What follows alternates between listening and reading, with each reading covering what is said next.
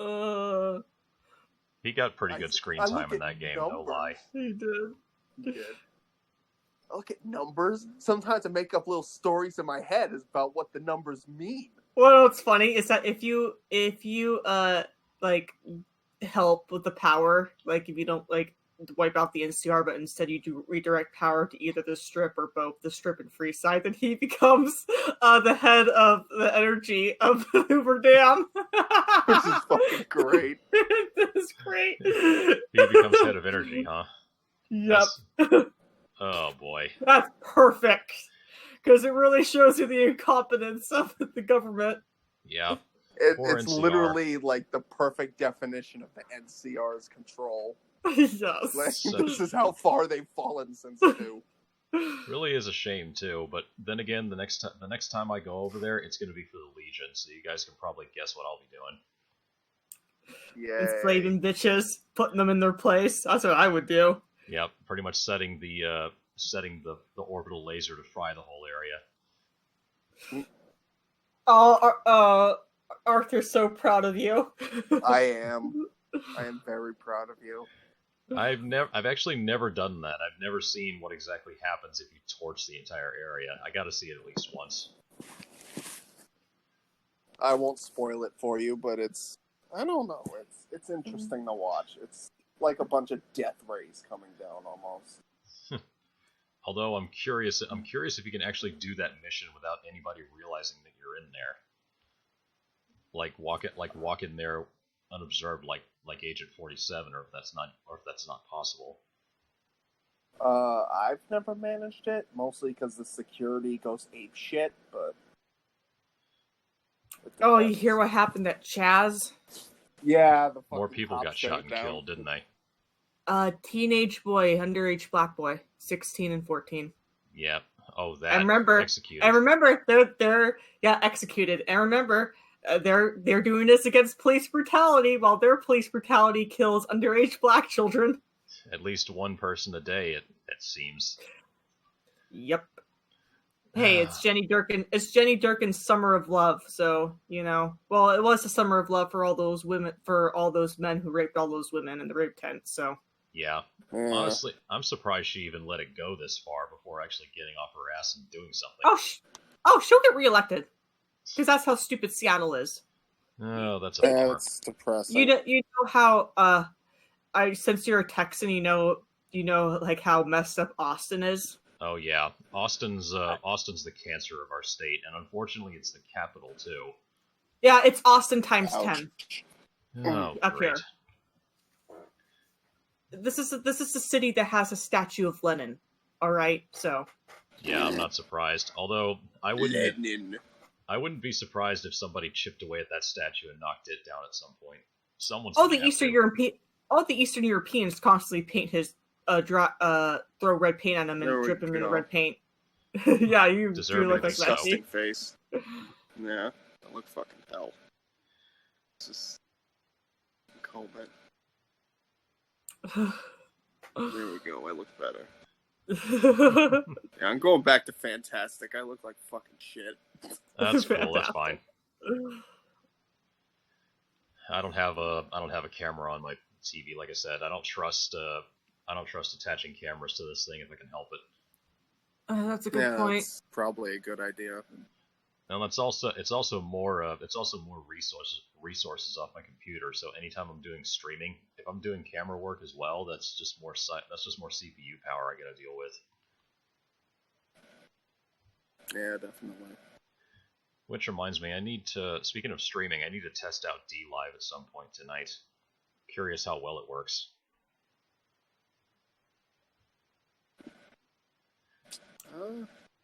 Couldn't tell you. It seems alright. The biggest reason I'm leaning towards it is because of the cryptocurrency side.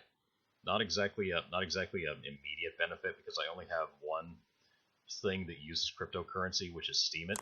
But even then, I don't use it that much.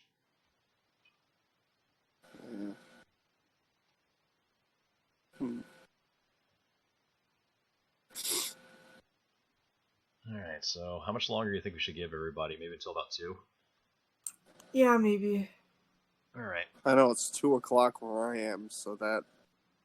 I wonder where Blew Ediros my is at. mind. Maybe we postpone it for him. Yeah, and also for who else was here? Paladin Waffles. He was here for a bit. Yeah, yeah. He's not on Steam right now. Yeah, I know we also postponed. I know we also postponed it for Arthur too because he couldn't make it due to a family emergency. Yeah. Yeah. Fucking father fell down the stairs. Genius. Ouch! I remember my mom drunkenly fell down the stairs. That wasn't fun. Yeah, the bad part, I should say, is that he wasn't drunk. Like, so he didn't have the loose fall. He had the fucking hard fall. Yeah, because he also just had surgery, so that was a fucking mess. Yeah, definitely got to keep an eye on him for now. Yeah. Of course, speaking of safety measures, the dentist office that I go to, apparently they're switching out protective uniforms between each and every patient every day. I can't imagine how much that costs. Yeah, that must be a pain in the ass. Well, it's we got, what is it? They got gloves. They've got two masks that they wear. One N95 and another surgical mask over that. A face shield, and also what are those surgery gowns called? The ones that you put over for a surgery. What are they called? It's one of those too, and also the gloves. Welding mask. Sort of, and also the gloves are the entrance, the sides of the gloves that you grab to pull them off. Those also go underneath the overlay cloth, so they're basically protecting themselves 6 ways from Sunday. God damn! And they switch those. I went to the patient. I literally went to the dentist, and they were just wearing surgical masks, and we're like, "Okay, we have shirt sleeves on, and we're just gonna tear your tooth out." I just bought myself Vanquish. Oh, the 360 copy? No, I got it on Steam. They had a summer sale on it, but I've heard good things about it. I heard that the main villain is a carbon copy clone of Hillary Clinton, who dies horribly at the end. She kind of is, I believe. Which reminds me, I need to check GOG when we're done, see if they got any good sales going on. Oh, speaking of GOG, I fucking bought Panzer Core 2 for $40, and it doesn't even fucking run. It keeps telling me the data's corrupted, and I've tried reinstalling all that happy shit. Ooh. Did you download the files one by one, or did you download them with the GOG installer? One by one. Okay, there could be some corruption in one of those downloads. I hate to say it, but I think the best option you got is download the individual files through GOG Galaxy, and then try reinstalling those. Alright. It might take a while, but it's usually worth it, because they actually download all the individual pieces all at once.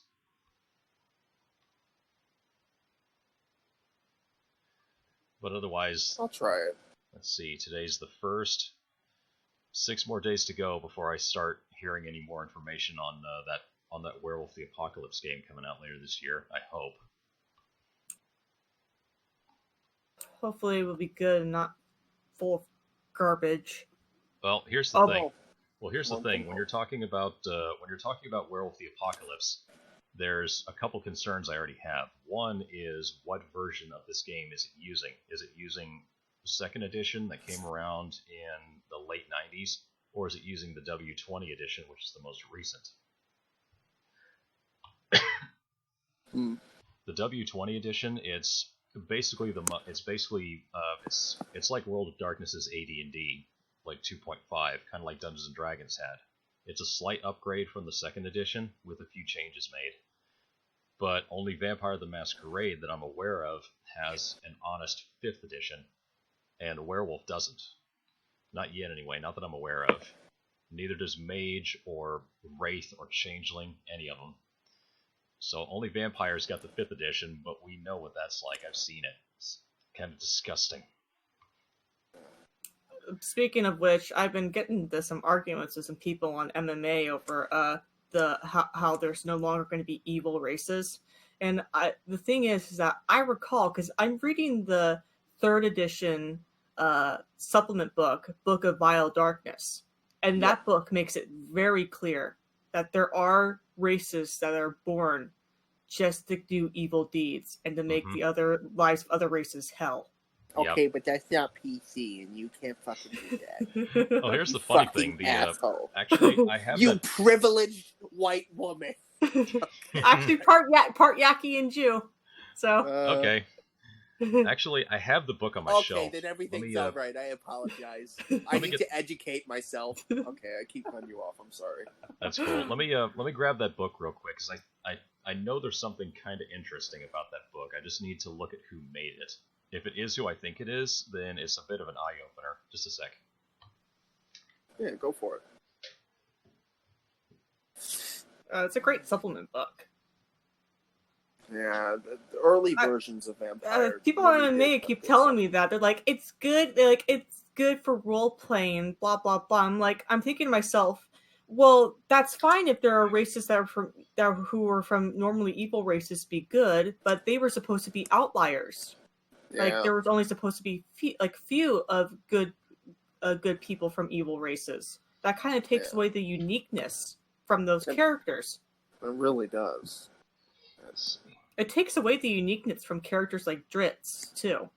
Definitely. Yeah, and Dritz, actually, the fact that affects Dritz in the first place should have made Wizards of the Coast raise an eyebrow, because he's actually one of their big moneymakers with the Forgotten Realms. Yeah. That's going to really screw his character up. It's just ridiculous. Let's see, but we have to please the Steven Universe and fur fags that get mad at this stuff. Well, of course. Let's see. Every one of them, I swear to God, every one of the people that were for it had Steven Universe, DreamWorks She-Ra, and Legend of Korra avatars. Basically, adult fucking children that need to learn to grow the fuck up and quit taking their advice from cartoons. Okay, made for the most. You don't understand. Steven Universe is really good after you watch like 10 episodes. Okay, after you get into the 3rd season, it's fucking fantastic. Oh my God, I just look at shows made for kids. Well, kids, and shows that were made for during when I was a kid in the 90s. Like, how so much better those shows were. Like, you had fucking Batman the Animated Series. Batman the Animated Series. Superman the Animated Series. Justice League. Yeah. I grew up watching the Justice League cartoon. Same here. It was awesome. I also remember watching... I'm sorry. You had the original Teen Titans. You had X-Men. Yeah. You had all kinds of cool ass shit. And now instead we have stupid, infantile, like progressive garbage like Steven Universe, Legend of Korra, and She-Ra. That a bunch of adult children go they fucking fap themselves to and draw like not safe for work Rule 34 art of children. And it's just, God damn it. No, I fucking, I grew up watching Justice League, X-Men, and that fucking, the old G.I. Joe cartoon from the 80s, where he once told a group of kids, knowing is half the battle, the other half is extreme violence. And I'm like, that would never fly in fucking children's shows now. Oh no, it has to be everything's a big misunderstanding, let's all hug it out. I mean, oh my God, my brother usually puts Rainbow Sparkle, you murdered my mother. I did it because she was evil, but there's no such thing as evil. And that's how the entire fucking conversation goes now. Yeah. My brother puts on like shows like My Little Pony for my niece. I'm like, why do you have her watch such spin garbage? I mean, don't you want her watching something like a little more intelligent and less like trash? He's like, listen, I just got off 12 hours of work. I just need some peace and quiet right now. I remember there's actually nothing. Nickelodeon had a lot of good shows. There was Invader Zim that I used to watch. I love Invader Zim. Invader Zim was one of my favorites. Why did that thing get canceled anyway? I think they brought it back. Organs episode, didn't they? I think they brought it back with Enter the Florpus, which is a Netflix special that puts the show like ends on a high note for the show, which is really good. I like the dodge. The organs episode is great, where he gets hit in the stomach with a dodgeball. Ah, my Google floor. No. Oh. It is the simple human illness known as pink eye. It was a really fucking good cartoon. And then I remember I used to watch as a kid it was another Nickelodeon one. It was called Wolverine and the X-Men, I think, where it was like an updating of the old X-Men cartoon. Mm-hmm. It was really fucking good, actually. I remember fondly remembering that show as a cartoon, or as a kid. I was never much of an X-Men person myself, honestly. When it came to... I just like Wolverine, man. I'm not a fan of Cyclops. Alec would side with me on this, but like... And if you ask a lot of the guys that I tend to talk to on Twitter, I'm pretty sure they'll probably tell you their favorite character among the X-Men was Wolfsbane. And three guesses what kind of mutant she is. Not. You can tell by her name. By the way, I always liked Wolverine. The book I was talking about, found it. Yeah. Guess who made this thing? Who? Monty Cook. Yeah, Monty Cook made this book. And guess what they recently brought out this year? The RPG consent sheet. God! How do these people in less than 15 years go from making the Book of Vile Darkness to that? Oh, I'll tell you why. It's because they got married to a bunch of broads from California who have gender studies degrees and daddy issues, and they're like, "Honey, it's 12 p.m. It's time for you to make some consent forms." Yes, dear. And you know what the funny thing is? There was actually it's time for you to make your consent forms, honey. Well, do I have to? Well, I might as well bring this up since we brought up BVD. That is, have you guys heard of the D&D 3.5 supplement, the Book of Erotic Fantasy? You told me that yesterday. You did. And guess who made that? White Wolf. Who? Yeah, White Wolf. And look how far they've fallen. Yeah, they've fallen just as hard. Yeah. And it's really a shame that all the companies that made all the fun stuff back in the day, and I still giggle every time I hear the phrase blue magic, because I know exactly what that means. When it's almost a double connotation if you know what I'm getting at. Yeah. But yeah, how do these companies fall this hard? It's really kind of pathetic. I couldn't tell you, man. It's because I live by a lot of these companies because Washington State's a big nerd capital here. Got taken over by Californians. Ah, fuck. What doesn't get taken over by Californians? They're like a fucking cancer. Yep. Tech boom happened here during the early 2000s, and a bunch of people from Silicon Valley and Los Angeles and San Francisco moved up here in droves because they wanted to live in the wilderness with all the forest animals, but they never do, and instead they go and live up in Seattle in the urban areas, and they fuck up everything here. Like, literally fuck everything up. Yeah, like they brought their homeless and everything. And their idiot politics with them too. Although yep. Drag those with them, why not? Although there is one nice counterpoint to those two books I mentioned. I believe Monty Cook made a third one, and I actually have that on my shelf as well. It's called the Book of Exalted Deeds, the exact opposite of the Book of Vile Darkness, because it covers nothing but good, like good clerics and priests, paladins, all this sort of stuff. So at least they made a nice. At least they didn't just strictly focus on the evil side. They had plenty of stuff for the good. The Book of Clean Light. What's that book called again? It's the Book of Exalted Deeds. Okay, I have to take a look at that. It's gorgeous. I love the 3.5 art style. And I do too. It's beautiful. Let me get the book off the shelf real quick. I'll tell you what it's got inside. I always like the Pathfinder art style too. Early versions of I have the fucking Pathfinder bestiary. I always liked early Pathfinder as well.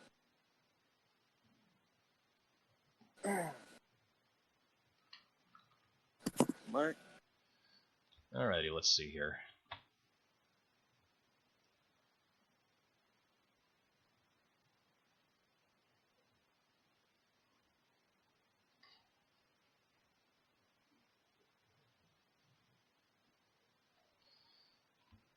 Yeah, it covers quite a lot of stuff. It's like, who made this? LJN. It doesn't look like it. There's no company behind this one. It's basically just a bunch of guys who were working at Wizards of the Coast at the time. Oh, that's cool.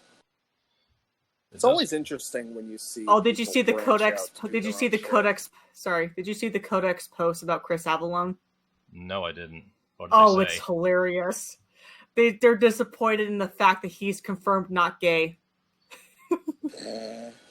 Why would they be disappointed about that? I mean, I thought it was pretty open that they probably had a wife. They had their hopes that he was a raging homo. Why? I never got that impression from him, to be quite honest. But why would they be so fixated on that? It's the Codex. Good an What explanation if? as any. What if the creator of New Vegas likes dick? Just fucking run with that. Priorities screwed up. It's okay. I can be the bisexual they need, but not the one they want right now. What? Holy shit! It's 2:30 already. Time flies when you're having a good time. Mhm. However that fucking phrase goes. Oh, Yeah. fucking Speaking of time Oh. flying, ended up putting in another shift over 8 hours yesterday. Oh, Jesus Christ. I'm getting tired of it, quite frankly, and we're losing more people by the week. If this keeps up, we're not going to be able to run the department very efficiently anymore. Oh, speaking of White Wolf, if you tweet this picture to them, they will block you. Hold on. Oh, God. Oh, Lord. This should be good.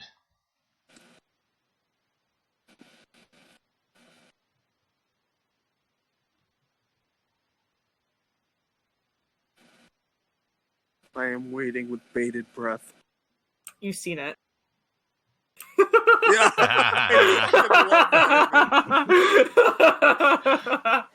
That's rather fitting. You tweet this at them, they will block you. They will block you. I'm more scared of the one on the right than the one on the left. To be Same At here. least the one on the left you can put flame to her and she'll run away. Exactly. Which by the way, what Nosferatu is that? She looks 5th edition to me. Oh, it's Hillary Clinton. Oh wait, you meant the one on the left.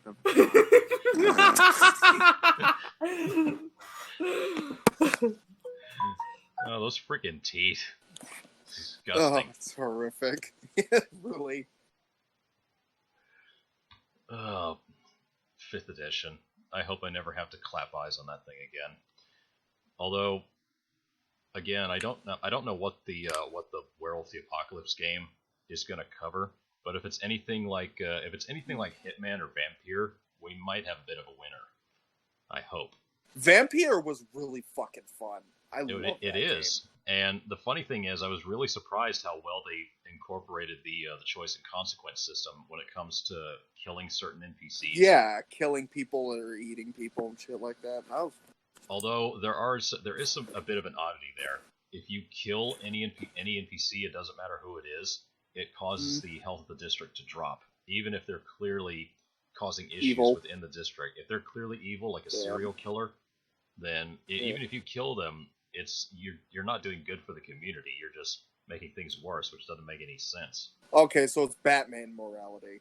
Yeah, you kill anybody, it's always considered bad. Hey, it's not bad to kill people. We just don't understand. They're different. They have a different set of morals, okay? And nothing's bad. Yeah. Fucking hippie logic. I hate it. Yeah, and of course, the only thing that works with is the Elder Scrolls Daedric Lords. More or less, yeah. Hey, you guys want to see something offensive? Please. Depends on what it is. I got this from the harbinger of offensive memes, also known as graves. Don't worry, it's not like porn, obviously. Yeah, I know. I figured it wouldn't be. I have to rebuild. I think it's so awful. Honestly, the best part about all that thieving that was going on with the high-tech televisions and all that, I honestly found it a little disappointing that the police just outright stated within a week of the thefts that there were tracking chips inside. They could have just kept that quiet, and then when people started noticing the arrests happening, they could have just said, "Oh, we didn't bother telling you guys right away, but the stuff that got stolen, a lot of it had tracking chips in it." Yeah. So a lot of electronics, no. Yep. Yeah. Honestly, that would have been pretty smooth if they hadn't said anything and just started arresting people. Or like, yeah, we're still tracking down everybody who stole everything out of this Target, and we have a secret weapon. Even if they get rid of it, we'll know who it was taken by. That's the equivalent of building the nuke for the first time in human history, and then going, "Oh, by the way, we can glass your city." Like, why the fuck are you telling them that? Yeah, don't give your enemy a chance to correct their mistakes. It doesn't make any sense. No, it doesn't. But then that comes with human hubris, as though. Yeah. Fucking the cops are anime villains in this situation. Ha ha ha! We have tracking chips. They're like, a Bond villain. Before we arrest you, we have to tell you of our plan. Yeah, stupid villain ideas, but. Yeah, I wouldn't have said anything. I would have just said exactly. We're making progress on finding thieves. Yeah, and then you keep that shit under wraps until you knock on the door. Yep. And arrest a good portion of the thieves, and then reveal your master plan, so at least nobody gets the idea to do that later. Oh, they also believe that Raz, the warlord of Chaz, was a narc the whole time. That would actually be pretty awesome if he was. Yeah, that'd be badass. And now he was keeping names of all of them so he can arrest them. I hope he was. That would be pretty awesome. Yeah, that'd be badass.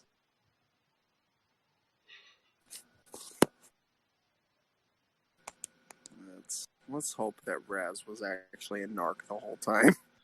Yeah, that would be the best case scenario, I think. Definitely. But otherwise, I'm just going through things in my head, trying to think of more stuff we could possibly talk about. It's not a whole lot, I don't think. We got our major points, and I think that's all we'll really need. Yeah, I think that's enough. Unless there's anything in particular you guys want to address, but yeah, not that I can think of, really. Yeah, me neither. I think that list covers it pretty well. Yeah, we got a good selection here. We'll see where it goes, though.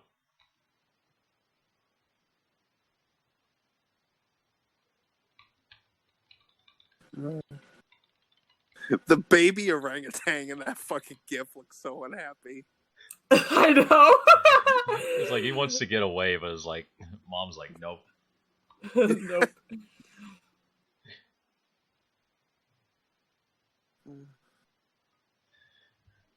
I completely forgot we potentially had a second stimulus check on the way, which don't know if it's going to change much, but I can probably tell you what I'd spend it on.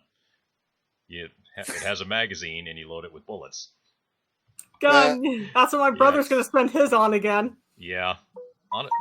I've already picked out 2. I just need to find a store that carries them or purchase them. I just hope the waiting period isn't too long.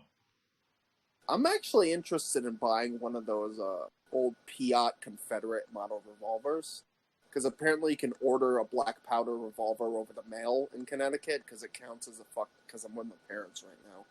It counts as a antique and not actually a fucking gun for whatever fucking reason. Don't ask me what kind of logic that is. Yeah, exactly. So I may order a fucking old black powder cap and ball. Have fun with that, man. Just send it to my parents' house and get a fucking Piat revolver. Nice. I love the fucking Confederate model revolvers because in Massachusetts, you can't get them, or you can't get them without a permit. But in Connecticut, you can order it over the mail without a permit because for whatever reason, Confederates, Connecticut's like, oh, it's an antique, it belongs in a museum, but like, and yet it'll still kill you because a 55 caliber slug. It'll exactly still do damage. Oh, absolutely. But people are fucking stupid in Connecticut. It just shows you blue states don't understand what fucking firearms are. Like they don't. I mean, well, it's no surprise that all the anti-gun people come from those states. They're completely ignorant of how the damn things work. Exactly.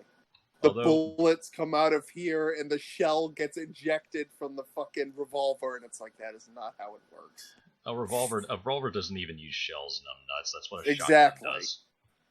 Exactly. Like it's just fucking stupid. And we let these people write gun laws. Yeah, we let them write the legislation when they don't even understand how fucking weapons work. But yeah, the two that I got my eye on, I'll go ahead and tell you guys now. They're both Ruger models. The first one is a Security 9. It's a double stack 9mm, two 15-round magazines, and a pretty good trigger pull. I think it's about 4.2 pounds. The other one is the Wrangler. It's a 22 revolver. It has the cap slide on the side, and when you open it, there's an ejector spring on the side that pops out the used cartridges. Oh, that's cool. So it's like an old style revolver, but it's single action only. But that little thing, it's just going to be for plinking and target practice. I'm not using that for personal defense or anything. The security. Well, obviously, because a 22, you have to be fucking pushing a jab to actually kill someone with that. Yeah, although from what my dad and little brother would tell me about those things, they actually penetrate a little bit further than 9mm. I can kind of see the logic behind it, because if you guys remember the Mythbusters episode where they tested how high bullets go when they're fired into the air, I haven't seen that one. One of the things they did initially was test a 9mm to see how far it went in ballistics gel as opposed to air. It went only 5 feet in ballistics gel and stopped. They could actually see the path of the bullet all the way up. But then when they tried a rifle, it went into the first block and basically blew it over. Because the bullet was moving so fast, the ballistics gel basically stopped it before it even got a quarter of the way through the gel. And as the sergeant who was with them at the time pointed out, the faster the bullet's moving, the faster it's going to slow down because that energy is dispensed so quickly and it can't go through things. And they also saw that happen with the bulletproof car episode, where when they shot... I think I did see that one. Oh, you did? Okay. Yeah, the bulletproof car. Yeah, essentially, if you put phone books on the inside of a passenger or driver's side car window and shoot through the window will deform the bullet and it'll stop faster in the phone books. So you can basically bulletproof a car by doing that. But if you do it the other way around, like put the books on the outside and nothing on the inside, the opposite happens. It goes pretty much right through. So yeah, that glass hitting it and causing it to deform, that slows down the bullet relatively quickly. So a 22, it has less energy than a 9mm, but it'll go further because it doesn't push as hard. It won't deform as quickly. That's the danger. So if you're shooting through stuff like drywall, it'll go pretty far. But if you're shooting into stuff like bricks, it'll bounce right off. So yeah, a 22 and a 9mm will go further than rifle rounds, precisely because of their power. Yeah. Oh, you want to hear a fucking real funny one? Continuing with Connecticut gun laws. Apparently, they make Cabela's sell. I fucking love Cabela's. They sell yeah, Cabela's is great for like my hunting supplies and shit. But Cabela's sells fucking cattleman revolvers that are chambered for 22, so they're kind of like modeled after the old cattleman. Oh, nice. That's considered a regular gun, but the fucking 44 Piat revolver is considered an antique, and it's like, what the fuck is going on here? These people are numbskulls, but they Really. probably look at guns the same way they look at electronics. If it gets too old, it's useless. Yeah, which is not true at all. Oh, Elon Musk tweeted this. I thought it was hilarious and very appropriate too. Mm. I Oh Well, boy. he's not wrong. thought about making one of Todd Howard Really? doing that to Skyrim. That's great. We really ought to. Actually, you'd probably get hundreds of thousands of retweets and likes for that. Oh yeah, it's true. It's very true. Gotta milk the tips off that cow till it's dead and dry. Yep. Pretty much. And it's been through 3 console generations already. I mean, It's probably how long gonna do they go have to for a stretch fourth this one thing? too. We'll see. Oh, speaking of Mythbusters, did you guys hear about Adam Savage? Yes, I did. Yeah, he called was a himself kid. the raping blob. That's kind of disturbing. But Yeah, also, when he was like 10 or something like that. Which Yeah. the minute I heard that, it kind of hit me in the feels at first. But I'm thinking, wait a minute, this story's almost 40 years old. Why bring it up now? Yeah, and why would a 10-year-old know what, Besides, if you remembered something that clearly from that long ago, you would have brought it to the police a long time ago. Exactly. And apparently she tries to make an argument in a New York Post article that, like, oh, I brought it up to my parents and they didn't care. But it's like, what? How? How do you bring that up to your parents and they're just like, shut the fuck up, Adam's the good one? Like, what? That never happens. She's exactly. lying. She's lying. That's got to be Yep. it's got to be a Me Too situation. But then It again, is. But then again, given what kind of person Adam is, and it's a shame I have to share a first name with him. Given what kind of person Adam is, I don't see him putting 2 and 2 together and realizing what's going on. No, I don't either. I have a bunch of historical memes, and I don't know what to do with them. I'm sorry I cut you off. It's all right. Women, it's like, here's the thing, though, with women today. Because this is what feminism has taught women. That there is power in victimhood. It is better it's better to be a victim and a loser than it is to be a victorious and a winner. Because there's more power in being a victim and a loser. Yep.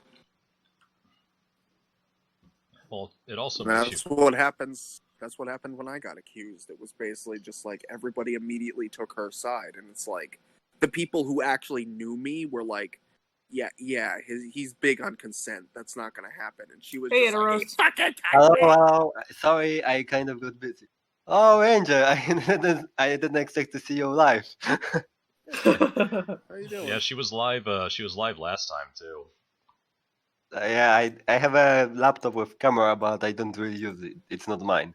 That's cool, man. I don't have a camera on any of my devices. I'm just maybe it's just me, but I'm a little bit too nervous about putting my face out there because I know there's a lot of freaks on DeviantArt and Fur Affinity and Twitter and other places that if they saw my face, they'd probably find some way to get me canned for my job. So best to hide it. Yeah. Rule 34, allow us to introduce ourselves. Yeah.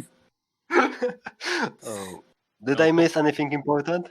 Sort of. We're going over the list of topics that we had. Let's see. Sorry. We had The Last of Us 2. That's the big one. That's gonna be fun. Very. Let's see. What else? I'm fucking ready, guys. Hey, I'm already forgetting what all the stuff we brought up was. Dr. Disrespect getting banned. Oh yeah. Especially around the same time Trump did, and around the time where he said that he liked David Icke. And also Mixer shutting down in favor of Facebook gaming. Which I was using Mixer for quite a while. And I'm a little disappointed how quickly it folded. It actually seemed pretty stable and useful. Do you know how many people? May I? Plus, it's integrated with the Xbox platform, so I can use either Mixer or Twitch instead of having to. Which one do you prefer? Say it again.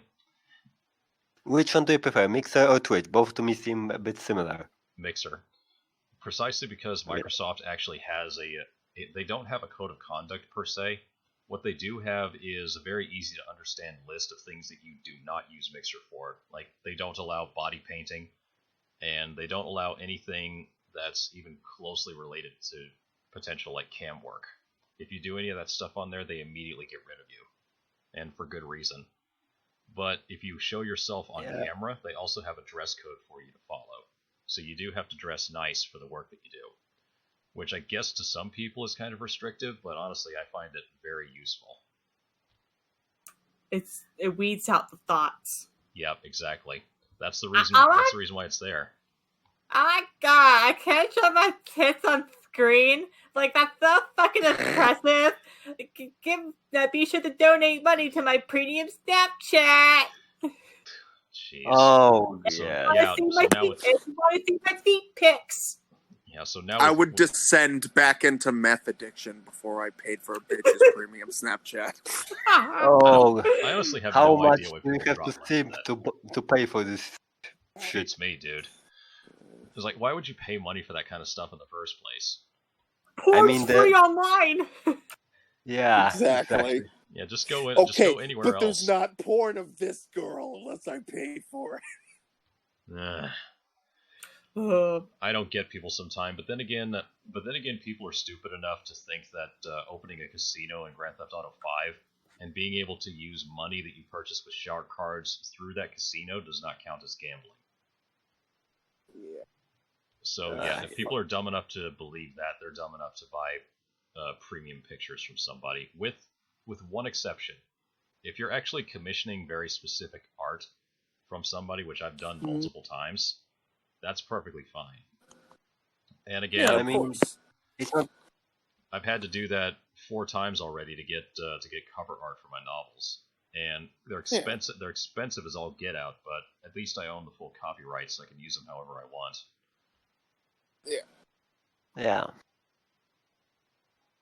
Oh, jeez, I feel like I've been punched in the At least sternum. artists provide a service, unlike a Twitch slot who's just used the sack of flesh. Exactly. And not even a sack of flesh. Most of her is plastic.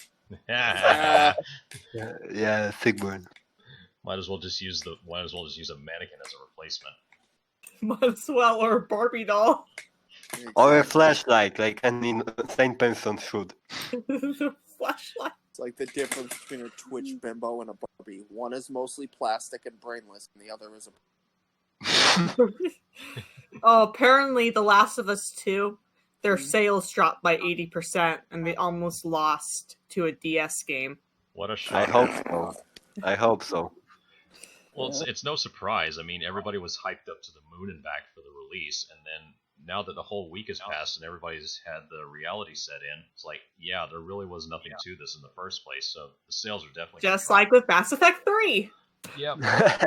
And apparently used game stores are getting clogged up with copies, so much so that some stores have stopped taking them, as though they're old Madden titles. Has that happened to you over at your shop? I don't know. I actually need to go back over there and check. I haven't been over there in a couple months. Because I know in Japan, like, people are just selling them, like, for next to nothing of the used copies.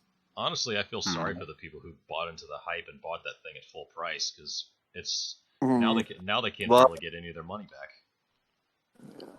I mean, I can understand that about your pity, but in today's world, pre-ordering has been kind of shit for like past 5 years at least. At the very bare minimum, I'm thinking about. Yeah, I don't know. I mean, there's been good ones here and there, but the majority of them. Yeah. But a lot of the major ones, yeah, they have been pretty crappy. I mean, there was this Dragon game, I think. I don't remember the exact name, but it turned out to be a massive scam, so there's that. But then there is in the Kickstarter like Hollow Knight, which turned out to be great, so it's a mixed bag either way. Yeah, absolutely. Well, actually, there's 50-50, depending on what you're going to get. Yeah. Again, always a good reason to wait for reviews. For sure. Oh, Guys, Fallout, it's 1st of July. 76. Can you believe this? this? Run that thing. Well, I don't know about you, but I've just decided to check the player count for Fallout 76. Guess how many players it has got right now? I'm looking at it right Enlighten now, us. bro. Hang on, let me open it up real quick. 20-something thousand currently playing it. 30,134 as of right now. It's Damn. insane. I mean, this game has been talked about for the past 2 years, basically. It has been buggy, messy, false advertisement, and all. I mean, that people are still playing this mess. Yeah, because the public is an ass, and you have proof positive right there. But by Bethesda. Bum of Bethesda. Oh my god, this is the same.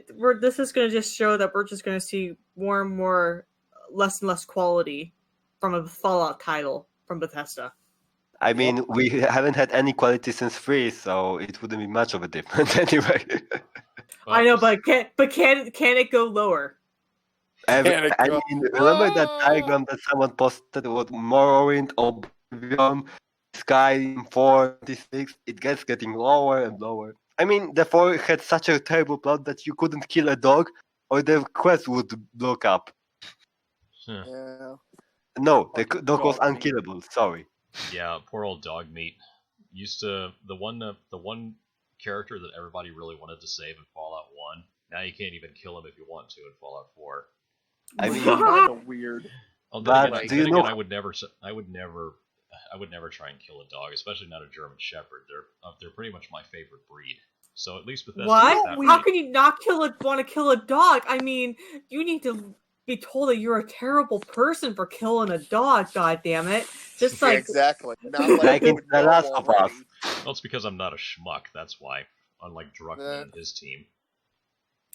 What we need in new Fallout titles is fucking pariah dog. Fucking. I'm more excited for Fallout Frontier. By the way, they released a few developers blogs and such. Fallout Frontier, you said? Yeah, they're still working on it, and they have started releasing some developer blogs, I would say. I know Some that- Q&A. Yeah, Frontier looks good. Also, Dracomies is supposed to release Brave New World, which is his overhaul mod, sometime later today, from what I heard. Overhaul for which game? For New Vegas. Oh, nice. Adds new voice acting and everything, high quality new voice acting to some characters, so there won't be like repeat actors, and actors that are like Black or Hispanic have Black and Hispanic voice actors, so it sounds more authentic. Hooray! Nice. Anyone got the link to it? I would like to check it out myself. I'll send a link to it. Alright, I'll take a poke at it a little bit later. It's 3:00. Do you guys want to get started, or do you want to wait a little? I would like to get started because I don't have much time, and Oh yeah, we gotta factor that in too, so... yeah. Alright, yeah, it's 2 Currently, in my country, it's 9 p.m., so Oh yeah. yeah, that's right. I did see Haas pop in and out. I don't know why he's not joining in. Probably me. I'm kidding. I don't know. Yeah, We'll see. He's probably busy. I mean, it's got to be at least 10 o'clock at night on his part of the world too. Yeah. I can check the time in Germany, right? Shouldn't be that It's far not removed. I think it's the same time as I'm in Europe. Okay. 9:01 p.m. And, Yeah, Exactly as my country. Yeah, so it's pretty much the same. It's the same time zone for you two. Oh, I've Yeah. been meaning to ask, Ediros, where are you from, man? Poland, that middle of nowhere that's country awesome. that everybody shits on. Ah, good old Polski. Hey, you know what? You guys have the winged hussars. The only thing that everybody knows us for. I don't know. All I mean, that and neighbors that hate you for some reason. What? I mean, the history of Poland is pretty nice, but we have been fucked over and over again in the history. well, Hey, you guys haven't folded yet, so that says something. I mean, I'm awaiting it to happen after coronavirus and our useless politician running the country to the ground to fill their own pockets. Yeah, But- I noticed. It will have to wait 10 more years. Well, let's hope not that Fun long. fact, Ediros, some part. So we have some. All right, let's go ahead and get this started then. In Okay. the meantime, while I'm working on that, hey Ranger, Can you type in the chat the list of topics so we got something to scroll back to? Oh, that would be appreciated. Yes. All right. Okay, let's get this started. 3, 2, 1. How long has it been since the last time we've been in here? At least 6 months, I think. Yeah, it was before Corona stepped in and screwed everyone over. No, I have Hold on, let me scroll up and check. one thing that I've been wondering: how actually real of a threat that stupid virus is. I have I've no heard idea. Honestly, I think more people are worried about not so much about the mortality rate because it looks like it's just slightly higher than the flu. I think people are more Yeah. worried about the potential of long-term damage because of affected organs because of the coronavirus. That's the impression I get.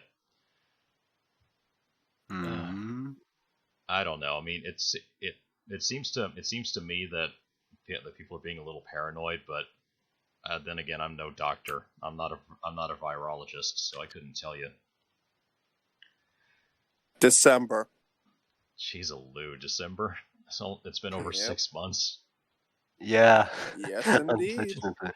It's been over 6 months, but we're finally back. This is No Mutants Allowed back one more time, and the last 6 months have been pretty nuts. So what better time for us to come back and mention a few things that have been on our mind? Let's see, what do we got?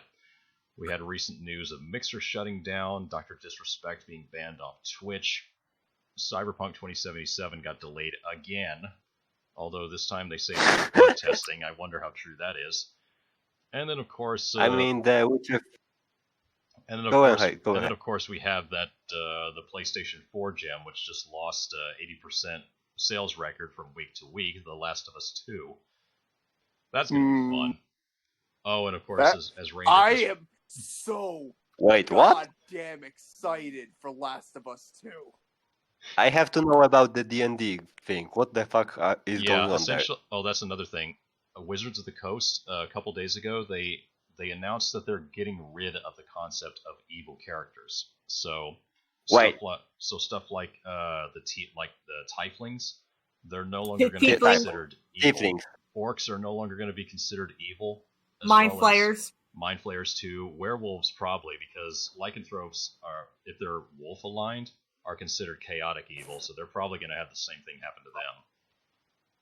Oh my! Yeah, it's all the Please Steven Universe fanboys too. Yeah, and by the way, fuck you assholes! How dare you do this to D&D? How did you do that? The bottom of the barrel and the biggest faggots in the entire world. Exactly. The genetic dead ends. Yeah, I'm so glad. Who get their fucking advice from a fucking children's TV show? Quote unquote children's TV show. Oh, that's not a children's TV show. You don't understand. Steven Universe teaches good morals about loving everyone. Okay, I'm going to download all the stuff from D&D before they ruin it. Oh man. And here's the thing: what they said they're going to do is they're going to start retroactively making these changes. So if you've got a 5.0 player's handbook or dungeon master's guide or monster manual that is still on the shelves right now or in your hands, save it, back up that thing, and do not let it go, because that's pretty much the last record that you're going to have of any of these races or monsters being deemed evil. So yeah, Wizards of the Coast is pretty much screwed D&D over beyond recognition at this point, because that's one of the central tenets of D&D is the alignment of good and evil and law and chaos. Lawful evil, everything. Players playing lawful evil, the monsters being lawful evil, or having anything. This is just absurd. The reason why they're doing it is because people are raising a stink about orcs and relating them to black people, no less. And it makes me wonder, how did you get How is it not more racist to compare an orc to a black person? That's because, I'm just going to go ahead and say this right now. If any of you are curious as to why the people behind Wizards of the Coast are doing this, need I remind you that the Democrats, the American left, are the reason we have the Ku Klux Klan in the first place. So they are still racist as they were back in the 1950s. They've kept the same targets, but they've changed their reasoning. So now they can make change by way of virtue signaling while still being as racist as they were way back in the 50s and 60s. So there's your answer. And from my personal experience, and also from my brother's experience as a gay man, the left is some of the most homophobic and racist people you'll ever come across. Of course. They just hide it under veneer of virtue signaling. It's the bigotry of low expectations. Yep, exactly. That's the only reason why this stuff is happening, because they dress it up in a way that makes it look like they're being virtuous, hence the virtue in virtue signal. That's why it's there. So... And then you have me, and I don't know what I am. I'm not right, I'm not left, I don't give a fuck. Well, here's the one thing they're overlooking. D&D, OG D&D, and the White Box D&D, first edition, second edition AD&D, and 3.0 and 3.5 are still under the open gaming license. So people are still allowed to make supplements for those as long as they specifically mention that they are OGL, open gaming license products. So I would recommend that people download stuff from the older D&D editions, because it's only a matter of time before they wipe them off of the face of the earth under the belief that they're racist. It's like D&D equivalent of fucking years. They can try, though, but here's the funny thing. Because of what Wizards of the Coast has been doing for the last 7 years since 5th edition came around, there's actually been a resurgence of people who are interested in reviving or keeping alive the old style of D&D, which is the White Box, and also Advanced Dungeons & Dragons, the first edition. So what people are doing is they're making their own versions of these games, similar enough but different enough that you recognize them as D&D, but that they are not so close to it that Wizards can come down on them and say, hey, that's our product, you owe us royalties. It's definitely worth looking into. I need to remember what name these guys use. It's not, and by the way, avoid any mention of something called Sword Ream.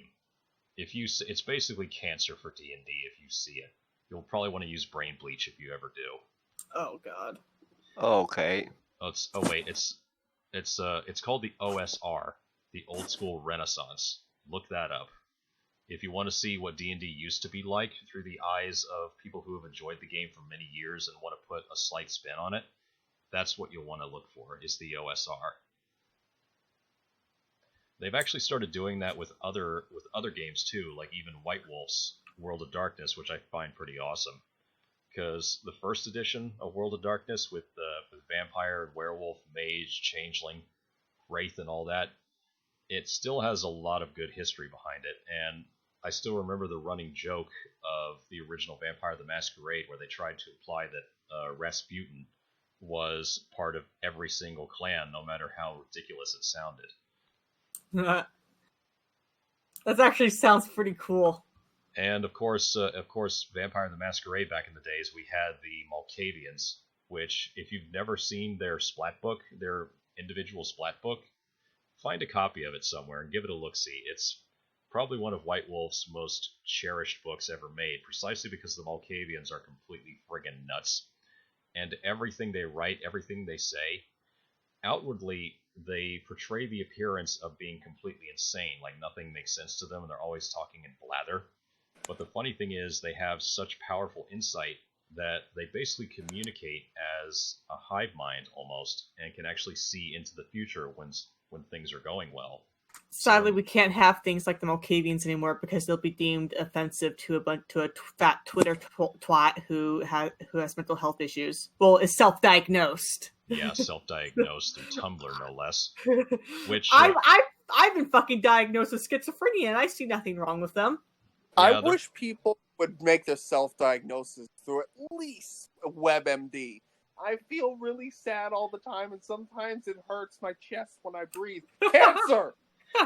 You know what the funny thing is? There was actually a joke going around a couple of years back where people actually were doing that. They were self-diagnosing with WebMD, and people made fun of them for that too. It's like you're not a doctor, but I use WebMD. That's good enough. Yeah. Where's my victim points? Where's my oppression points? I need people. You know, the people that probably don't have mental illness are the people that proudly displayed on their Twitter profile.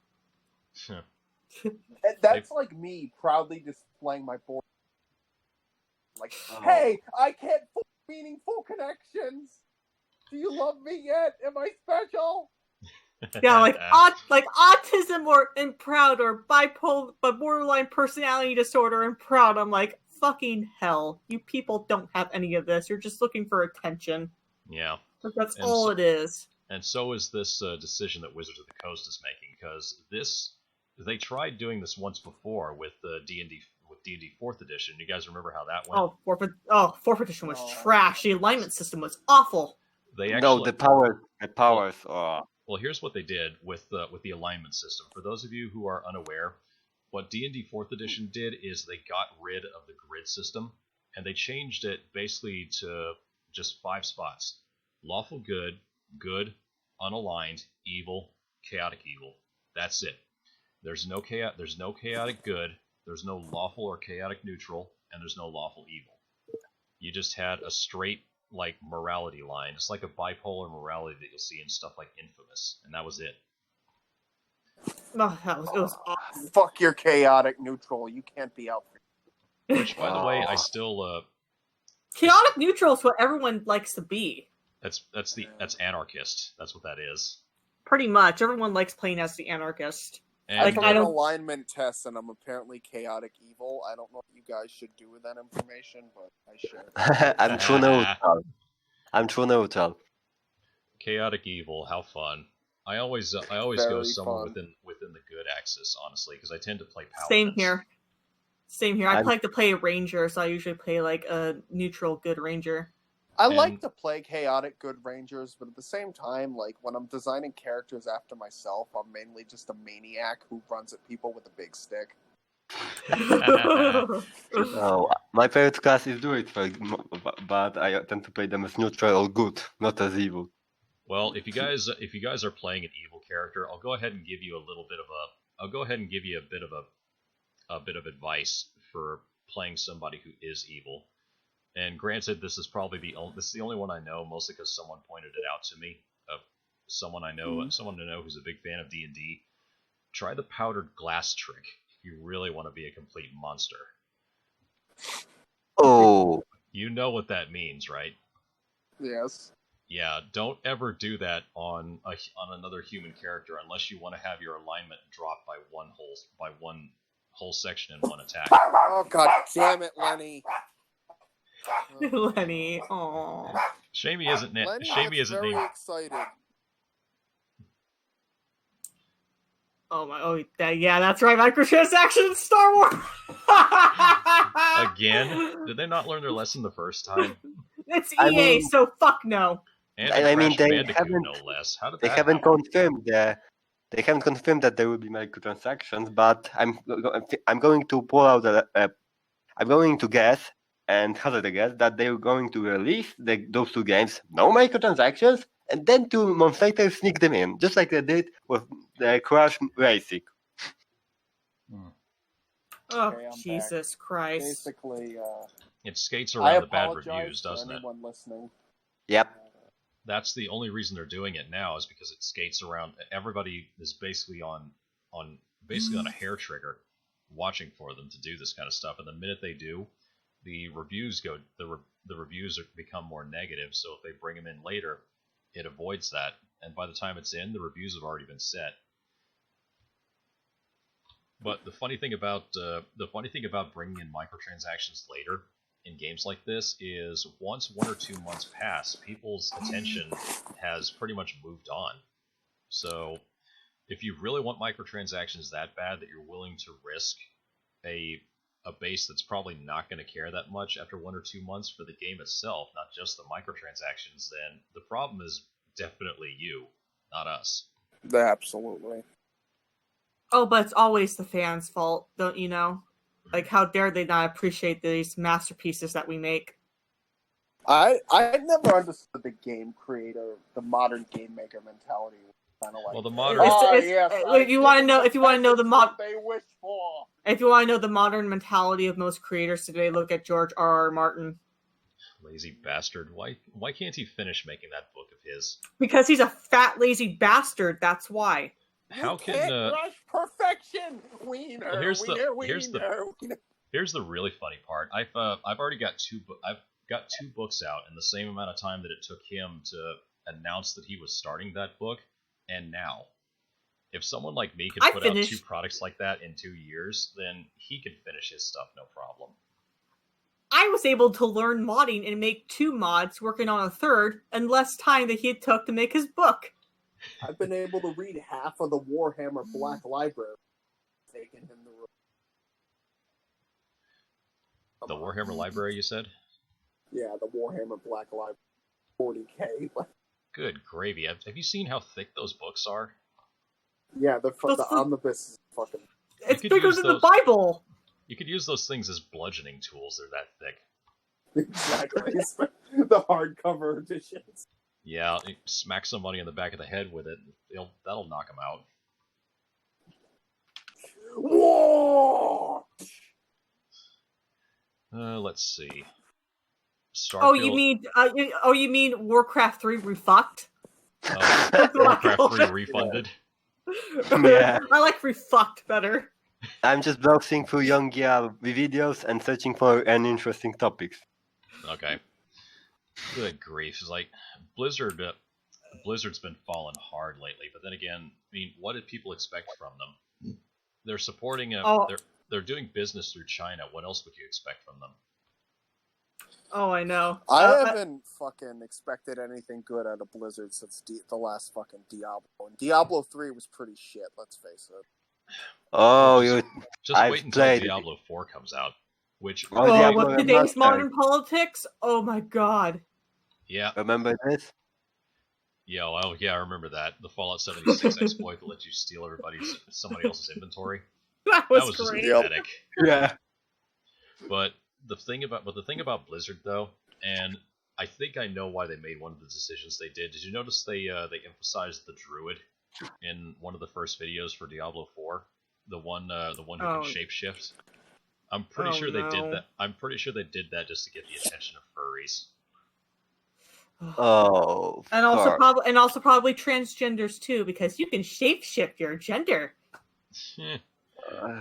Honestly, the druid was one of my favorite classes in Diablo 2 because I do like playing a raging werewolf. That was amazing build. I love this as well. Yeah, and plus, I mean, who doesn't love playing as a werewolf? We don't get much of a chance to these days. Hence why I'm a little worried about that Werewolf the Apocalypse game. If it is using W20 as the rule set, then that's the most recent one, but it's basically White Wolf's AD&D 2nd edition 2.5.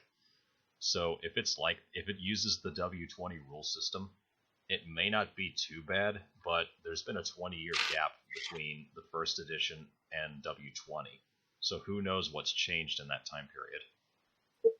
Yeah. Who knows? We'll see when it releases. Right now we have got trailers with no gameplay. And just like Assassin's Creed Valhalla. The gameplay is going to be coming on Tuesday next week, they said. And really? I'll be watching with anticipation. But there's just a couple of ways this could go. They've mentioned a few ways that the game could develop, but one of the things they mentioned is a brawler. So if it works the way I think it does, then there's 2 games that I'm looking at to see how similar it is to Werewolf the Apocalypse. That's Hitman and Vampire. If it's anywhere close to either of those 2 games, we might have a winner on our hands. But there's one thing also that concerns me. If you've read the rulebooks, you know that when it comes to rage, which is one of the 3 aspects of being a werewolf in that universe, and this was something that was given to them and that they're cursed with by the worm, the agent of decay. Now, rage is triggered for a variety of reasons. That is, receiving a lot of damage yourself, being starved of something, either food or water, being insulted if your humanity or morality is low enough, or seeing somebody else who is like a packmate or a family member get injured, that causes rage. And if that happens, you basically lose control of yourself, kind of like a vampire does in Frenzy, and you'll attack pretty much anything that's around you until it wears off. The thing is, the developers hinted early on that your character might have rage emerge just from seeing Gaia being harmed, like say by, I'm guessing by cutting down trees or harming the land or something like that. And that doesn't work with the clan that this guy belongs to, because he's a Fianna. He's not a Red Talon, he's not a Wendigo, and he's not an Uctina. Those are the three tribes that are very environmentally conscious, so much so that the Red Talons are wolf supremacists. They hate humans with a burning passion. And the Fianna are just a Celtic tribe with bardic leanings. They're really not big into the Gaia thing. They just prefer writing songs and things like that, and being storytellers. This guy is not a Fianna, not by a long shot, but that's the tribe they chose, and if they're going to imply that sort of thing, they need to brush up on their lore a little bit, or it could be a warning sign of some of the messaging we're going to get. For sure. Oh, fuck. It's just it just breaks my heart to see all these hobbies that I liked. I enjoyed tabletop, I enjoyed video games, I enjoyed books and knitting. And now I'm told all this stuff that I like is by Little Miss Queen of Scams herself, who started it all, telling me everything you like is sexist, everything you like is racist, everything you like is homophobic, and we need to point it all out and inject their politics into everything until the only thing that I like now that's untouched is reading. But even now, they're trying to take my books away. Yeah, the funny thing about Scamkeesian, she may have said that many years ago, but there's one caveat she left out. She's correct on that if you look at the people that she associates with. Oh, you mean like fetishistic Neil? Oh yeah. So technically she's correct, but the problem is she's talking about her side. She's not talking about the rest of us. No, the rest of us just want to be left the fuck alone. Exactly. And that's why I say she's talking about herself and her team. That was the warning she gave to us, is that that's what they think about us, and if they get power, that's what they're going to force us to see. Well, they're the biggest degenerate scumbags the world has ever known. I remember hearing Sargon talk about that. He goes, imagine the pedophilic elite taking control again, just like in ancient Greece. Dog trying to sniff the mic over there, man? Who, me? Yeah. Sounded like it was rummaging through a bag. Yep, unfortunately. Lenny reminds me of my grandfather's old Shih Tzu. Yeah.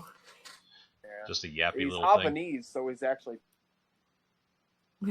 He's a what? He's Havanese. Aww. Cuban speak. I want to name him Fidel, but figured that'd be... What kind of breed is that? I've actually never heard that before. It's a mix of a Havanese... yeah, it's a mix of a Havanese. Don't mind me, I'm retarded. It's a mix of a Shih Tzu and... Fuck. What's the other one? Bichon. Shih Tzu and Bichon. Ah, okay. And it's very Cuban. And he's a tiny little man. And I'm trying to figure out where the fuck he's going. Speaking of tabletop stuff, since we're on that wavelength, what about the new Cyberpunk game that got delayed yet again? Yep. I mean, they say it's for bug testing for making sure the game works the way it's supposed to come launch. But honestly, I'm a little skeptical because CD Projekt Red have been on this for many years. The design has changed at least twice, so it makes me wonder what exactly of this game has been. How long has this particular version been worked on, and what was the core they were working with initially? Exactly. It makes you wonder if they're mixing it up so much. Is it because they're unhappy with the product they've created? It's a little bit. I don't know. It seems like they're doing something that Valve would typically do, where they don't like something and they just scrap the whole project. But that's a waste of man hours. Definitely. Yeah. At least, hold on. At least Steam can kind of afford to do that. They're making billions. They can afford to take their time. CD Projekt Red, unless they're getting like direct like monetary benefits from the Polish government, I don't see why they are treating Cyberpunk this way. I don't know. I'm not that familiar with their situation as of right now. I do remember them getting some kind of donation or some kind of support because their games made the Poland more, known on the market. So there's that. I mean, Frostpunk and This War might also post-production. They're well received, so maybe they are going for that. We'll see. Perhaps, but The funny I thing don't is, know. I feel like So sorry. considering how worthless they are when it comes to using money on the regular basis, I doubt it's going to change much. I guess. Yeah, I still find it kind of funny though that they picked the very year that the bombs fell in Fallout. Kind of symbolic, I guess. I guess so. So let's I hope guess. the game's good. Honestly, I'm kind of I looking think forward to it. I'm going to go and say it's going to be something like Deus Ex/GTA 5 from the first Oh person. man, if it's anything like Deus Ex: Mankind Divided, I'm gonna have a field day with it.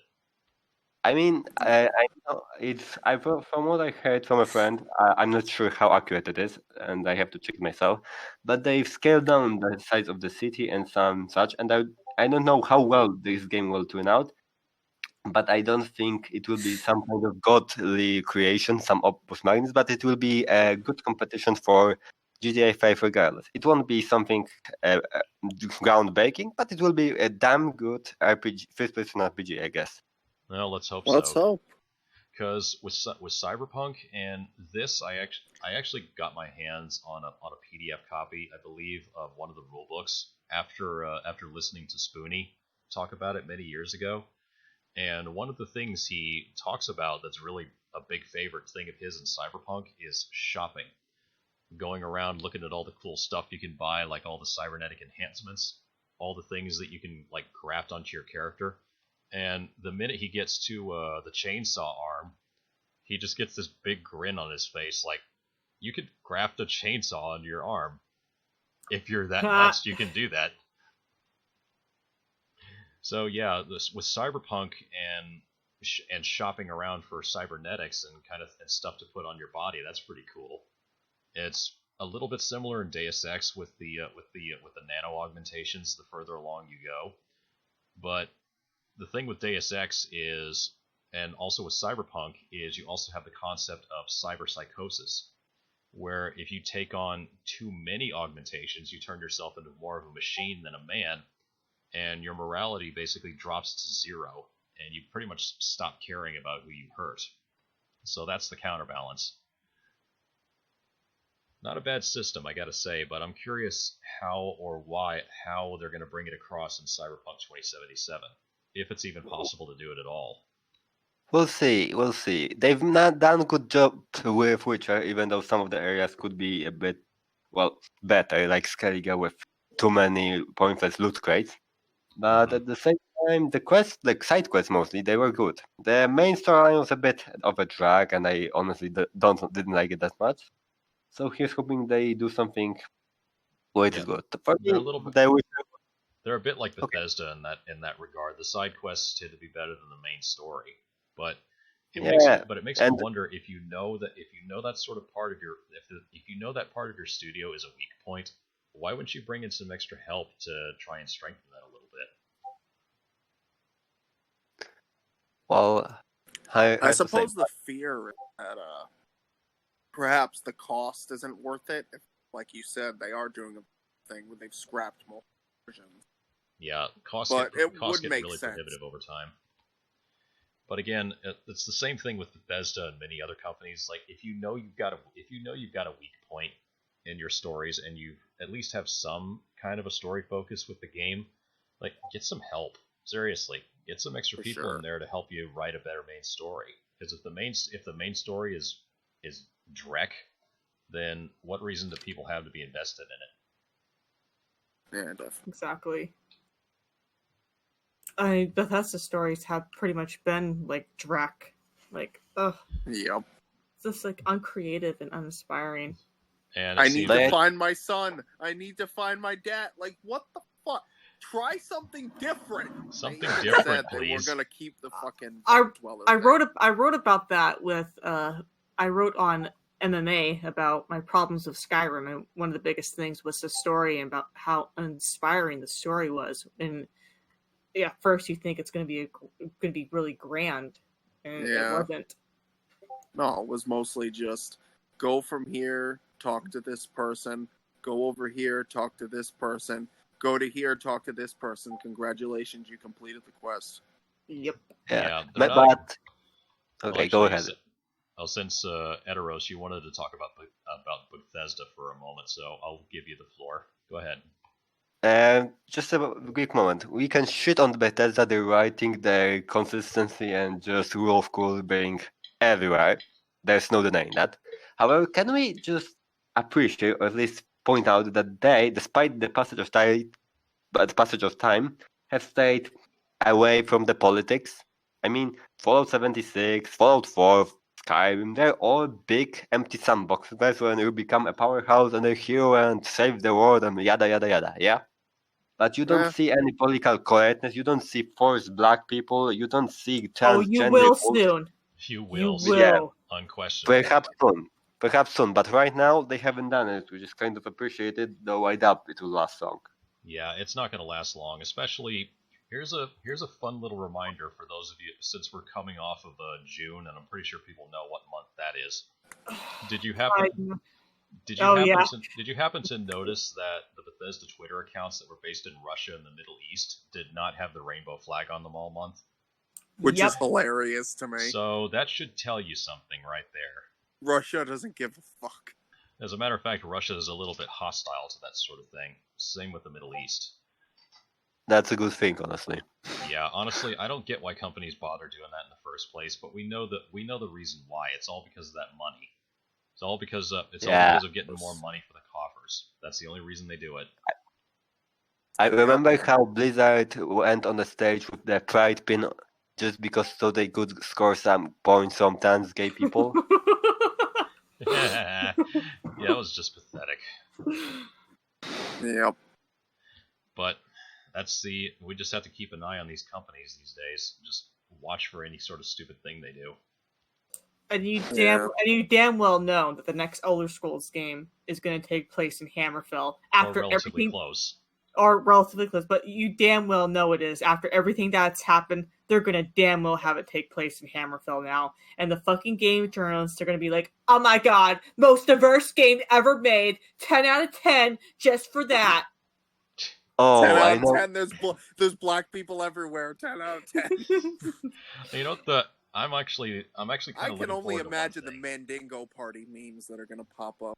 Oh, man. I can't wait for the Wojak memes of fucking dumbass journalists going, oh my god, black people! And the best, honestly, here's what I'm waiting for. I'm hoping that they pull a, what was that game from many, many years ago that if you uninstalled it, it would wipe your entire hard drive because the uninstaller was badly programmed. What was the name of that? Fuck. I don't know, but that sounds like a bad joke. Myth 2. Yeah. That's what it was. I think it was a Bungie created game, if I'm not mistaken. What happened?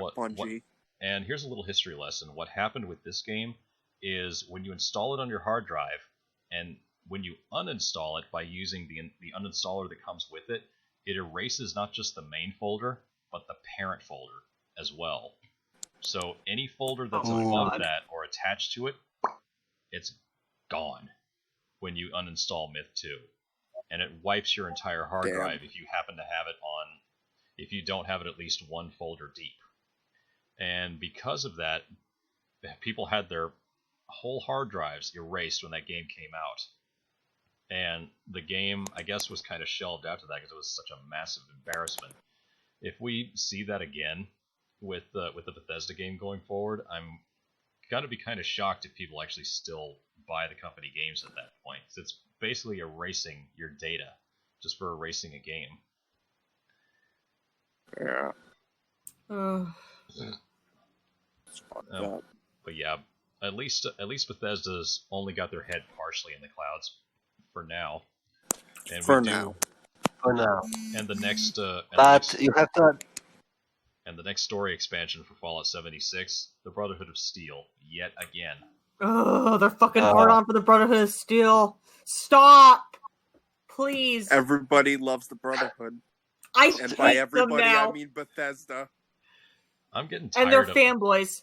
I'm getting tired of them popping up every which way under the sun these days. It's just I getting know, overblown. But they were meant to be the literal metallic monks, where they're just fucking there, and they're seclusive, and no, you can't have that technology, get your filthy ape hands off that. It was great in the early games and in New Vegas. I like them like that. The problem is that... Right as soon as he's talking, the dog sound bombs it. The problem is that fucking... they decide to just insert them into everything and make them into knights, and it's just really obnoxious.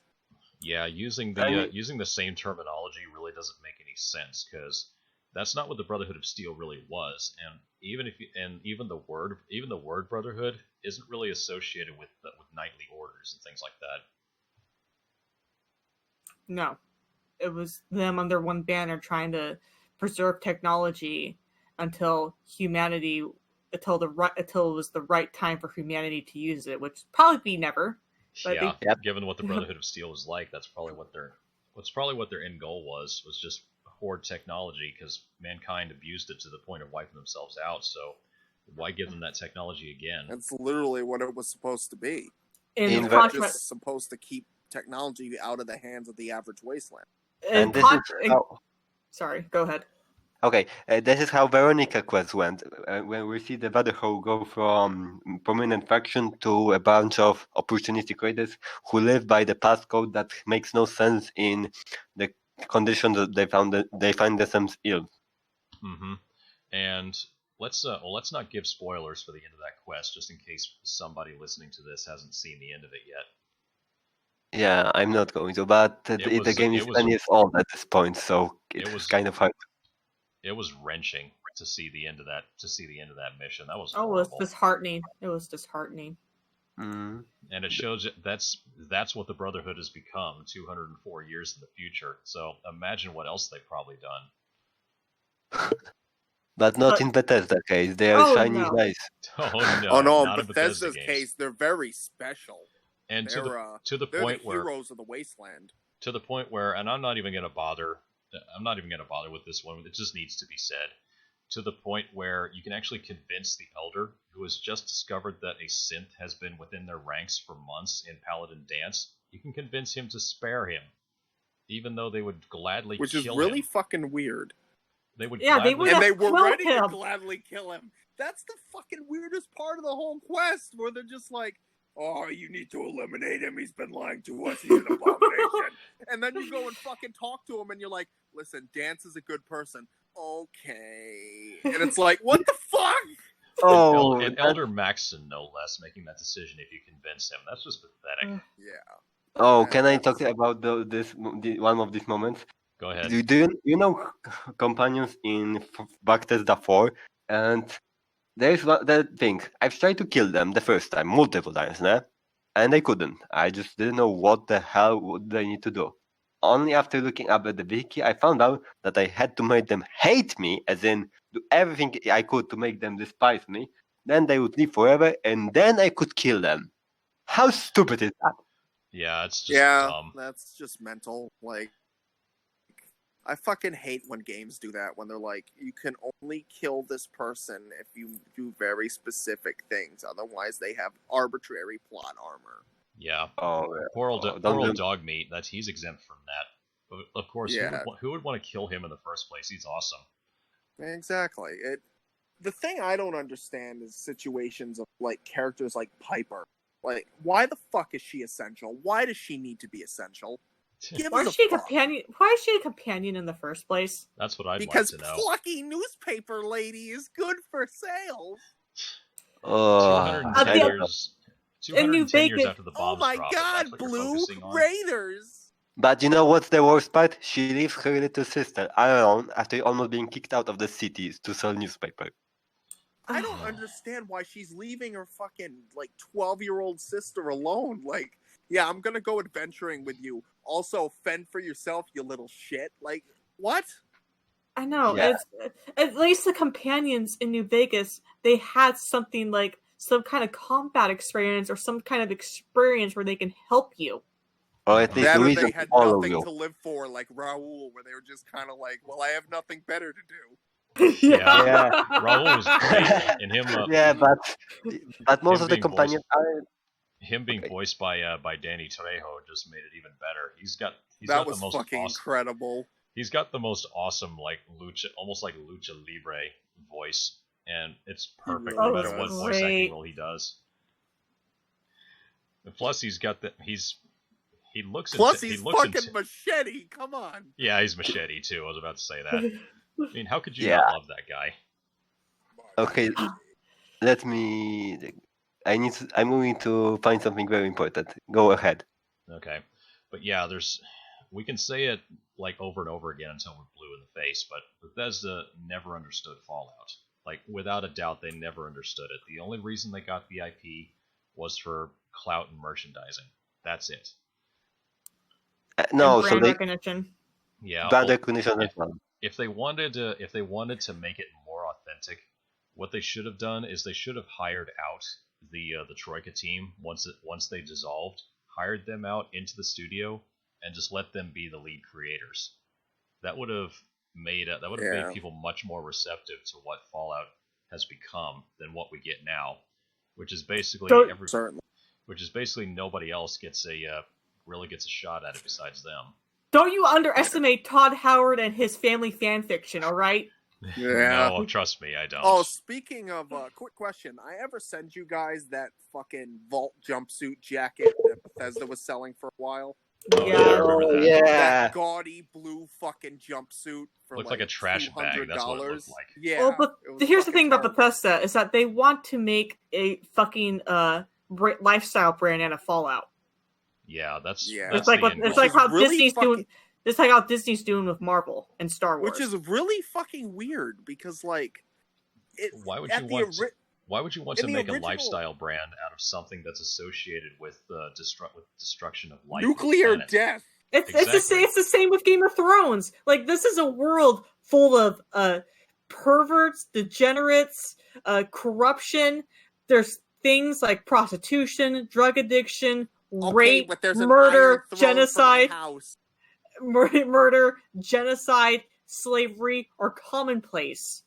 And you want to make a lifestyle brand for women out of that?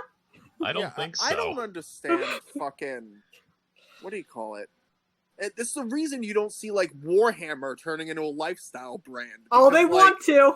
They want to. They fucking want to. They actually. Oh. I remember hearing this on when Razor Fist was doing a stream. I think it was like 8 months ago, thereabouts. One of the commenters pointed out that Warhammer is introducing a line of like I think it's like the Warhammer Black Stories for kids. Oh.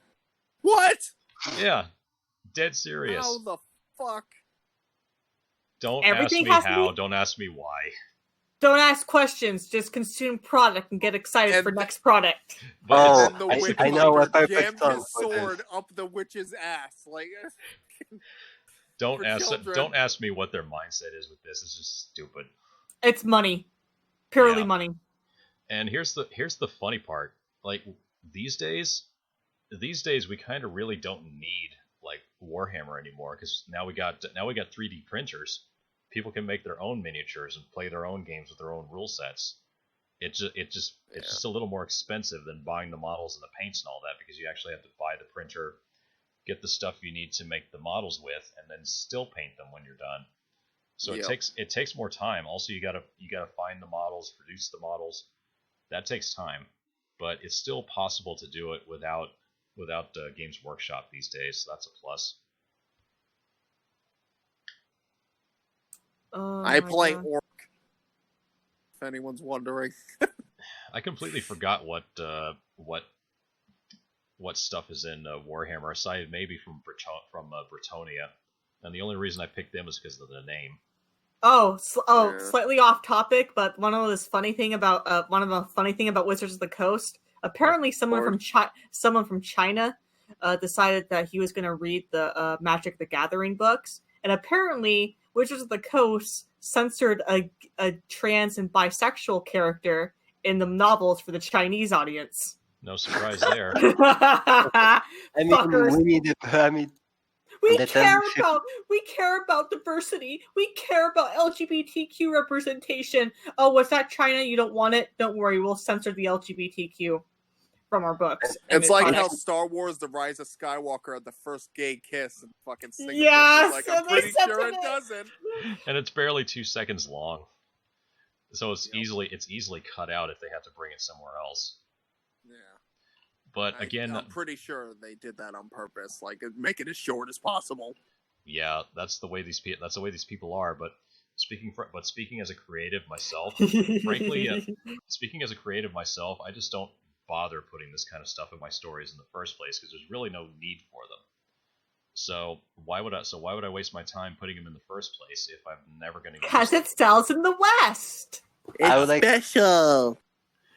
And it represents me. It's the character so totally me, guys.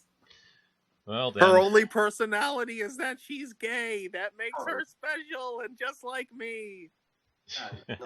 Being gay is not a personality. You don't see me introducing to myself to people and going, "Hi, my name is I'm bisexual." Like that doesn't work like that.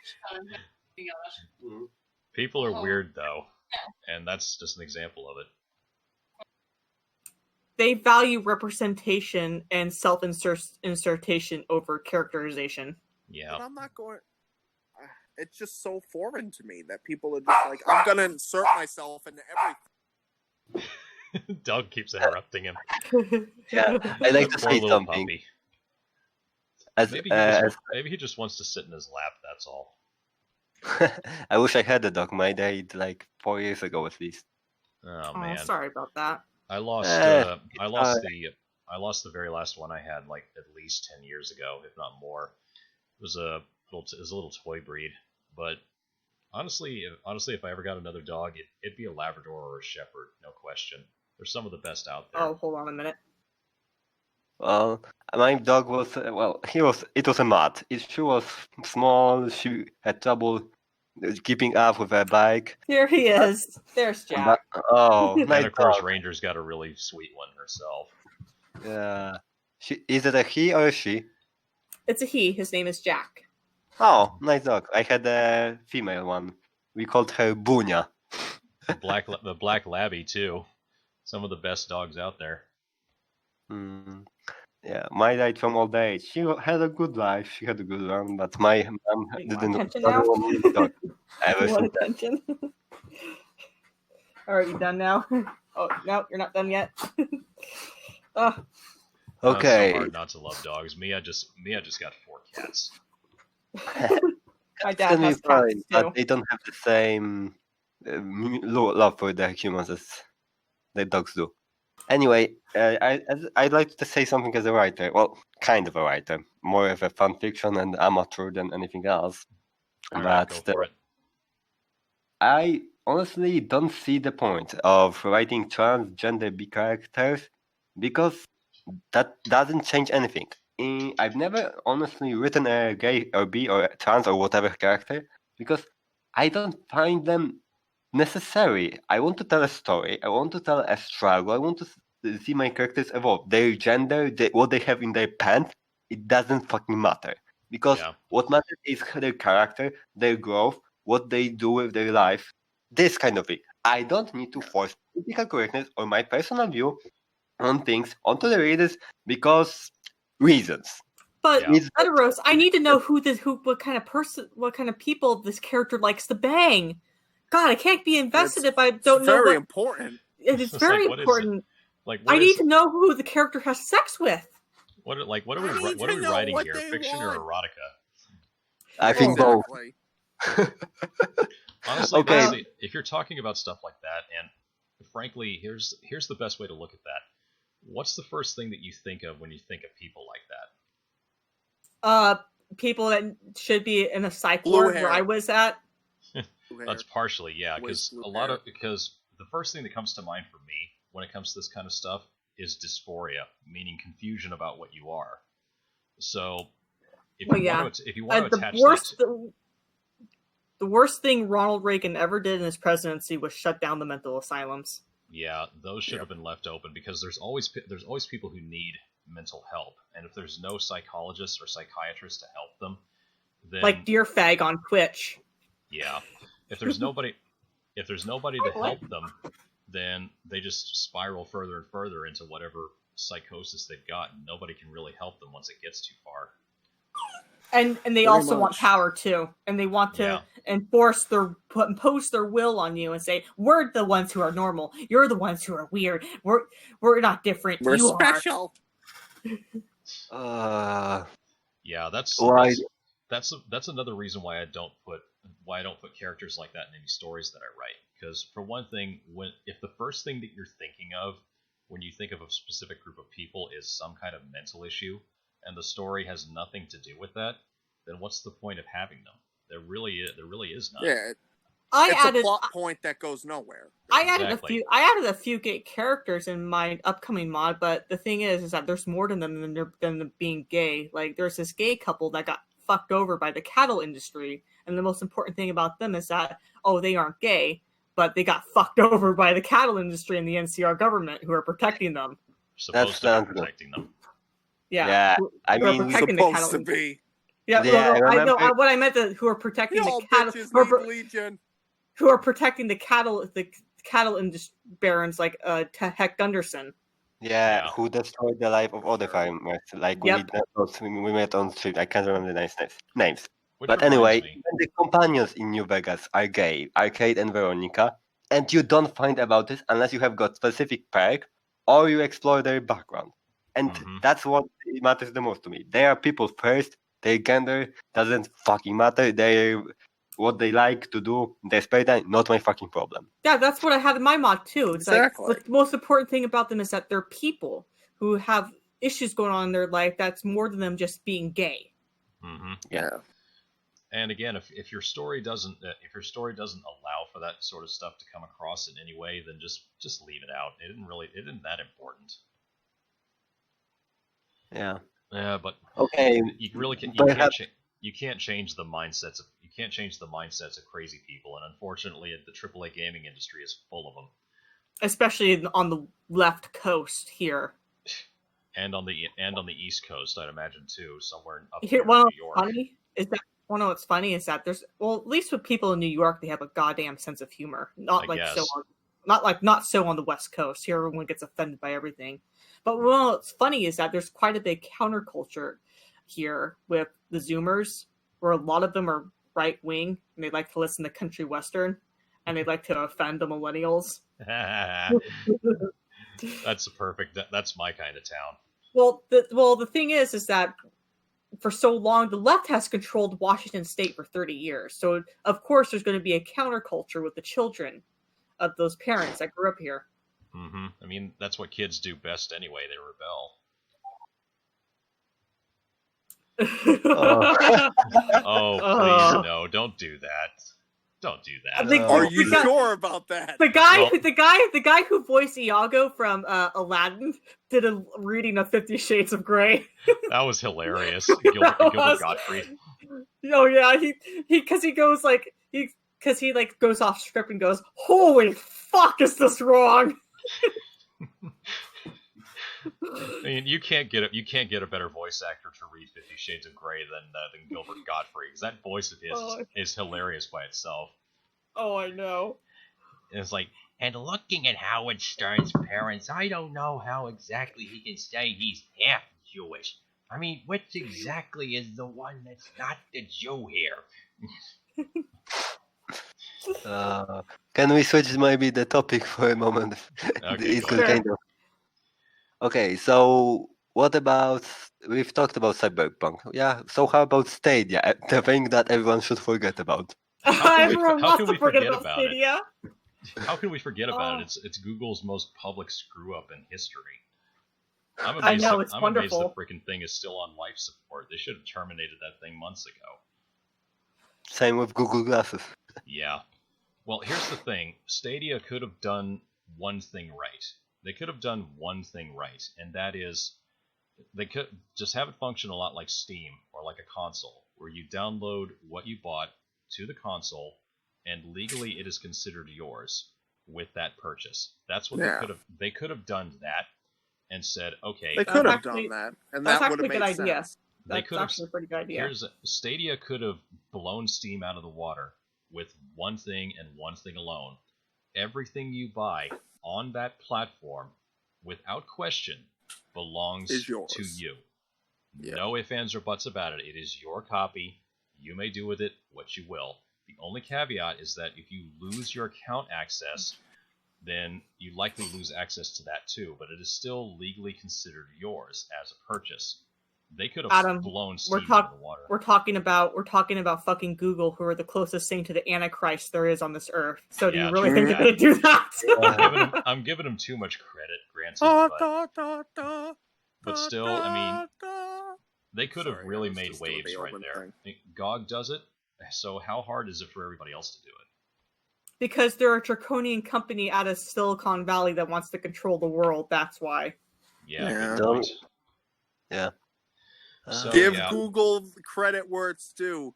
They do evil company better than many people. Even the Umbrella Corporation. Exactly. Which reminds me, I wonder what Resident Evil 8: The Village is going to turn out to be. Oh, that's a good question. I don't use Google. I use DuckDuckGo. Which actually, hang on, that reminds me of something. I just thought of something. Isn't that kind of an allegory for how Resident Evil 4 and 5 got started? Is you basically walk into a village and everybody like mosh pits you, trying to get you? Yes, I think so. Yeah, Resi 4 was basically, you walk into the village, you walk into this guy's house, I'm looking for this girl, and he immediately just turns around and fucking attacks, and it's like, okay. Yep, and of course you find out later about the Plagas and the hive mind that they all share from being insects that infect brains and all that. It's freaking creepy. Yeah, it's really fun though. Resi 4 was great. Oh, Resident Evil 4 was awesome. I think it's the first Resident Evil that I actually beat, followed by the Resident Evil 2 make, which I found a lot more fun than I thought it would. It's a lot shorter than I thought it was though, which surprised me.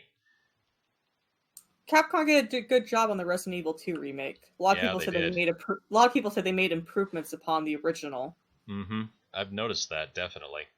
But Mr. X being a part of the main game, not the B game, that was a bit of a weird change. But then again, I mean, how could they fit? They could have fit like a B side of the game into that version easily, like switch up the location of items and all that. They could have, but I don't know why they didn't. Who knows? I know the first Resi game I beat was actually Nemesis on this old PS1 my dad had. Good times. That was a good time. That was a really good time. Indeed it was. I used to play Frogger on that thing when I was a kid. It's fucking great. Nowadays, you could never release Frogger. PETA would fucking shit itself. Yeah. I would just tell him to screw off. I mean, we do have Crossy Road, and that's kind of similar. We do. That's fair. Let's see. Oh, another topic I wanted to bring up. Did you hear the rumor about what they're going to do with the Star Wars sequel films? Oh God, I did not. They're thinking of erasing them from canon, or making them into a different timeline. Yep. Oh, thank God. Yeah. You spent $4 billion acquiring the IP. Who knows how many billions only to ruin it. Freaking movies. And now you're just gonna turn around after they've been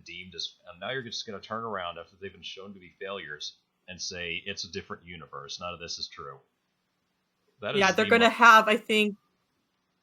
That is the most pathetic thing I've ever seen Disney do, if it's true. Yeah, I think they're only gonna have the Mandalorian be canon, but apparently this is something that both George Lucas and Jon Favreau are pushing for. Oh, so they only want the good one to be fucking canon? That makes sense. That the one that people love. The reason why they're doing this isn't because the fans. The reason why they're doing this is because their investors and stockholders are pissed and want them to do it. Because Star Wars was the golden goose for the longest time, and Kathleen Kennedy and her social justice activism ruined it. Oh, absolutely. Did That, we and I expect think any... the movies just weren't good to begin with. Like, even Well- putting the social justice activism aside, they weren't decent films. Yeah, that They and were very poorly executed. that, and you really can't have a cohesive trilogy if you're bouncing directors between each and every film. It just doesn't work. Exactly. They tried to do the Marvel formula, and that didn't work. Yep. No. What they should have done is if George Lucas had agreed to say $2.5 million instead, but then had the caveat that I'm going to stay on as creative director for as long as I'm alive, I'd have done that. That would have been the smart move for him. I would have too.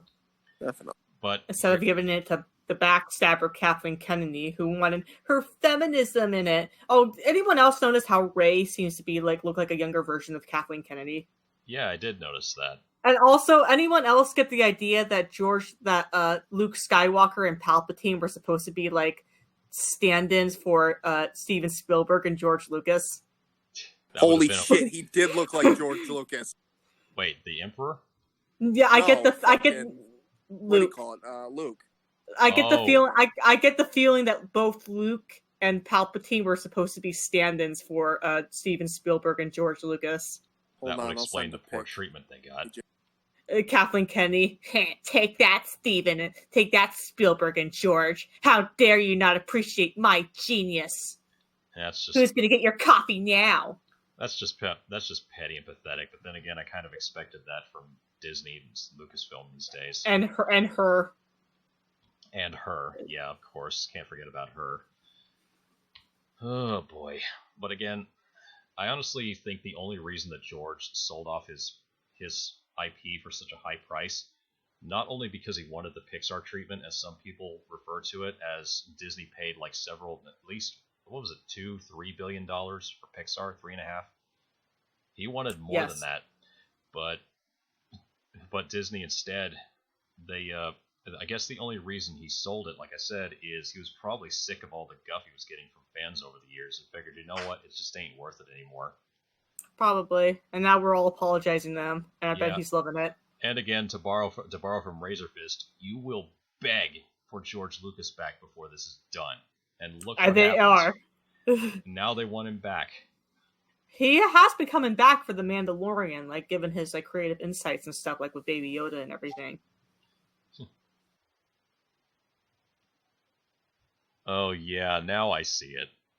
Now I see the Yep. resemblance. That's just pathetic. God damn it, Kathleen. You're such a petty cunt. Oh well. I mean, if at least if it results in Disney taking this big of a loss and having to swallow the words they've been spitting out for the last 8 years, fine by me. It'll be a victory. Yeah, it's a long-term victory, but it is one. It was a hard fought battle, but we'll win it. Yeah, We did it. it takes a culture war. Culture war wins a little bit for our side, or we should probably call ourselves the. No, I'm not gonna make that joke. No, well, here's the thing though, is that you have to hit them where it hurts, and that is with the stockholders and investors, because they don't give a shit. They don't give a shit about the fans or the lore or anything. But what they do care about is what their investors and stockholders think. Mm-hmm. And if they're not making them money, then god damn it, they're going to put an end to it. Yeah, unquestionably. So I guess this explains why they're branching out the sequel trilogy and making it like side canon in another universe. Another good Yep. example would be like in Neverwinter, how Hasbro kind of puts the leash on Wizards of the Coast from putting any SJW crap in that game.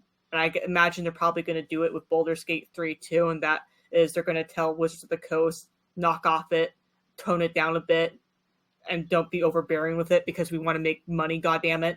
Mm-hmm. Yeah. And if that's the case, I mean, I can't say I blame them in the least. I mean, just look at what happens when these games come out and people realize this stuff. I mean, Pillars of Eternity 2 was one such example.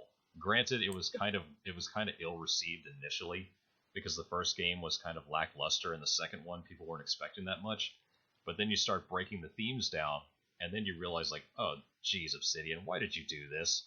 Here's And the then, thing, though. And this is something that my boyfriend, Lone Tremere, he's a lefty, and he tells me this, and that is the reason why he doesn't like it is because these people, these creators, constantly take apart the lore that was previously established, Just and the pander. just the pander, and also they don't value good storytelling or good characterization. It's just like I don't want to be beaten over the head with this stuff. And I yeah. hear that a lot from people on the left too. Well, it's Yeah. really no surprise it goes in one ear and out the other with these knuckleheads because they've spent so long with people just with people idolizing them more or less that now that they have some power and they're going to try and use something with it, now they're encountering some resistance, and they're basically like the spoiled children who've finally been told no after all these many years, and they kind of can't take it. Yep. Oh well. But again, I'll have to emphasize this: if you want to make change in these industries, and this is going out to everybody who's listening, as well as the guys in this chat room here, if you want to make some changes in the industry, start putting your own blood into the game. Make your own stuff. I mean, eventually people are going to start gravitating away towards what's being converged and poisoned. They're going to look for fresh stuff, and if you've got something to offer, you'll be making money from that. Oh, Like yeah. Ranger said too. Hit them where it hurt. Their Mhm. dick, their wallet. Yep. There's stockholders and investors. Yep. We don't have stockholders or investors to answer to, so we can go with what we like. Them, on the other hand, they run a more rigid ship. They have to listen to what they say. So if you offer something to the audience that's different from the poison that they're being sold elsewhere, they'll come to you. Then they're going to And- gravitate towards it. Yep, exactly. But here's If the contrast. you build it, they will come. And it's true. But here's the counterpoint to that is you have to be extremely careful when you pull in that audience. Don't backstab them. They came to you for a reason. Don't betray them. Because if you do, then they're gonna start getting disenfranchised not only with you, but if they get betrayed twice, that starts dropping their enthusiasm or interest in similar series things. Exactly. You don't want to give people the impression that you drew them in only to backstab them. That's what Wizards of the Coast is doing, EA's doing, Lucasfilm's doing. They all are. They pulled them in, and now they have the knife at people's back, and they're using it. So don't treat your new audience like that if they're coming to you to get away or have an escape.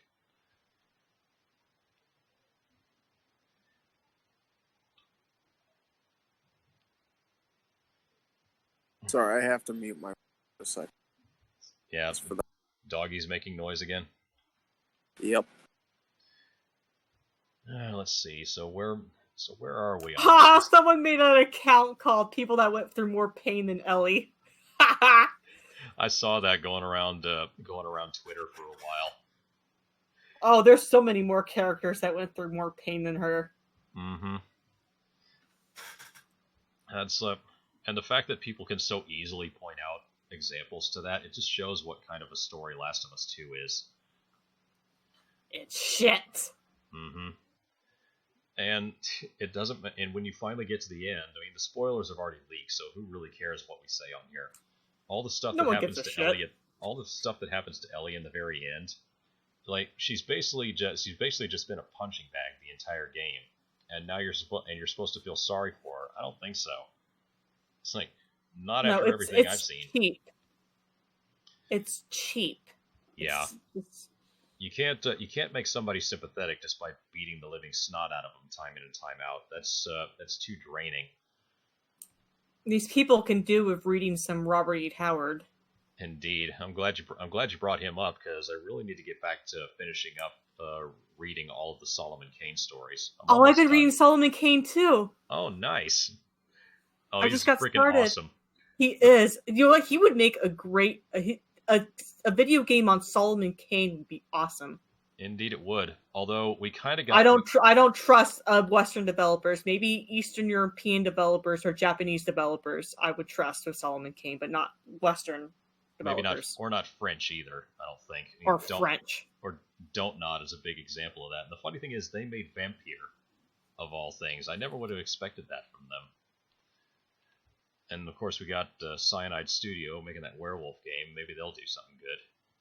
I don't know. There was a French studio that made Greedfall, which is pretty good. So France is kind of a mixed bag. I guess I've got Greedfall. I need to go back and play that again. Ubisoft Montreal made Assassin's Creed. Ubisoft is actually French Canadian. Yeah, so they're all aren't they based in France or based in Canada or both? I think France. They're based in They're Montreal, the worst. French Canada. Yeah, Montreal. Oh, worst of both worlds. Oh boy. The ones who keep electing that goddamn faggot Trudeau.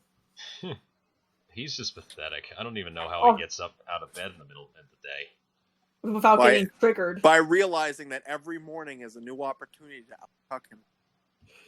And the sad thing is, actually, since we're mentioning Assassin's Creed, here's a fun little thing to pull up, which, for those of you who don't remember the story from many years ago, there was an author of a book by the name of Link, who actually sued Ubisoft around the release of the third Assassin's Creed game, because someone had pointed out to him how the concept of the Animus was very similar to the idea that he had in his book, which was basically a chair that you sit in, and what it does is it looks into your DNA and allows you to relive memories from your ancestors. Almost exactly the same as what Assassin's Creed does. And the devices are described in almost exactly the same way. So when he brought Ubisoft to court, as a result, his book basically got review bombed in the interim, and he basically ended up apologizing afterwards. But now you can kind of see how Assassin's Creed is moving away afterwards from the concept of the Animus to basically just picking and poking history from Desmond's brain, because they don't need the Animus anymore. They've got his brain. Do you also love the fact that how like all the female characters, that the main protagonist female characters in Assassin's Creed are all lesbians? It's like, how does that work? Don't ask me. Especially, it doesn't make any sense in the Industrial Revolution, and especially not in ancient Greece. Or in fucking Vikings too, because apparently the main protagonist is the canon protagonist is surprise, a female lesbian. No surprise. Well, it would make more sense if they made Assassin's Creed Rome, because then everybody was gay. Not really. I mean, Rome was a no. bit, It was Rome was. Here's the thing about Rome, and that was in ancient Rome. They believed that it's okay. It was okay to be gay, so long as you weren't the one getting penetrated by a man. Yeah, then it was a problem, because it was a sign of weakness or something. Well, yep. It's basically an act. It's basically an act of submission. If you look at the act itself, and if that's their mindset, I can't say I blame them for taking it. And as a matter of fact, you'll notice how some people will bring that up as being compared to dogs. Yeah, that's true. Because you'll see. I know that's happened to poor Jack several times. Yeah, Oh, poor puppy. He didn't deserve that. He likes to act like he's the big shot of the neighborhood, and then the older golden lab, the older yellow lab around here shows him who's boss, because he's the king of the hill, not him. Still, poor puppy.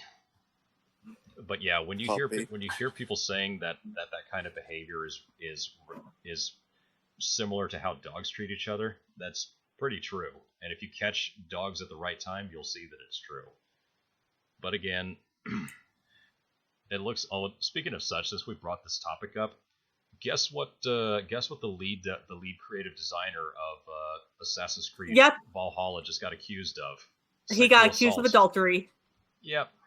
Adultery. fantastic. I thought he got accused of sexual assault. I must have read that wrong. Nope. He got accused of adultery. Okay, so apparently that's enough to get a man fired, is cheating on his wife. Remember, according to philosophical Twitch thought Alinity, it's okay for a woman to cheat on a man because she's not getting something out of the relationship. But it's not okay for a man to cheat on a woman. Because he's the provider for her. Yep. So how dare you? That's kind of fucked up. By kind of, I mean very. She's an idiot. I'm just. I know. I think God Ninja went after her, saying, "Don't you have another cat to abuse?" Didn't PewDiePie also make fun of her? Yes, and so did Ricky Gervais. Yeah. Oh man, everybody's taking shots at her, and rightly so. Hey, don't make It's the fun of low-hanging Saint fruit. Don't make fun of Saint Alinity, all right? She's more pure than Mother Mary. How dare you? She did nothing wrong. We all make mistakes. Well, a mistake is still doing something wrong, so technically, yes, she Well, did. she's fucking protected by Twitch, so... Yeah, no surprise there. And did you just tell the Twitch thought she did something wrong? How dare you? If anything, she needs to be punched in the face, which I would gladly do. Yeah.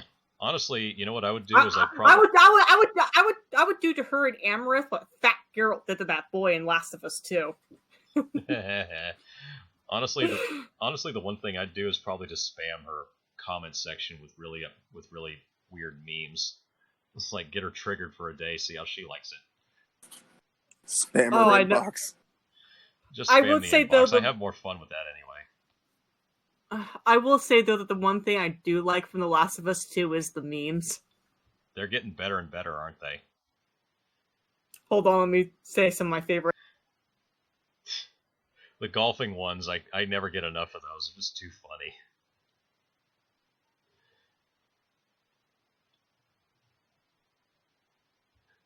Although, honestly, when it comes to memes, I think a good runner-up for meme content probably has to... That's a good one. Honestly, one of my other favorites, aside from the Fallout memes, is the Hitman memes. Because there's a lot of good ones that pop in and out of that series over the years. And of course This I can relate to. This has happened so many times. I hate those freaking insects. I do too. Every time that happens in my companion's time, I'm like, well, shit. Oh well, I'll have to find a new bullet sponge. So disturbing. I adore it. No, those Cazadors suck. Nobody likes them. I hate them. Nobody. They're worse than Deathclaws. Yeah, because they're faster too. And that poison they inject you with is awful. That fucking weird poison every time the fucking poison thing pops up, irritating. I hate it. Yeah, that's actually, what kind of poison is that they hit you with? Is that like a blood thinning poison or what? I have no clue. No clue. It stacks and it can kill you easily. Yeah, especially low level characters. You get hit with that once, you're screwed. Let's see. What else we got? Oh, speaking of Twitch thoughts, there's another thing we were thinking of we're gonna bring up. That was Mixer getting shut down and absorbed into Facebook gaming of all things. Boy, that's just the Facebook gaming empire. I'm just a little disappointed that Microsoft didn't change things up just a little bit and keep it going, because Mixer had a little bit of potential. The only thing really going against them was basically Twitch being backed by Amazon and being in the game for longer. Plus the coronavirus didn't really help things. That's what really shot Mixer in the foot there.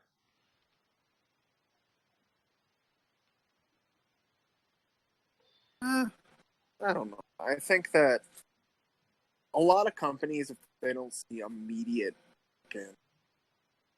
cash in something, then they'll give it up pretty quick. Yeah, that's just sad. But Mixer, honestly, they could have probably kept that going. I don't know how, but I imagine they could.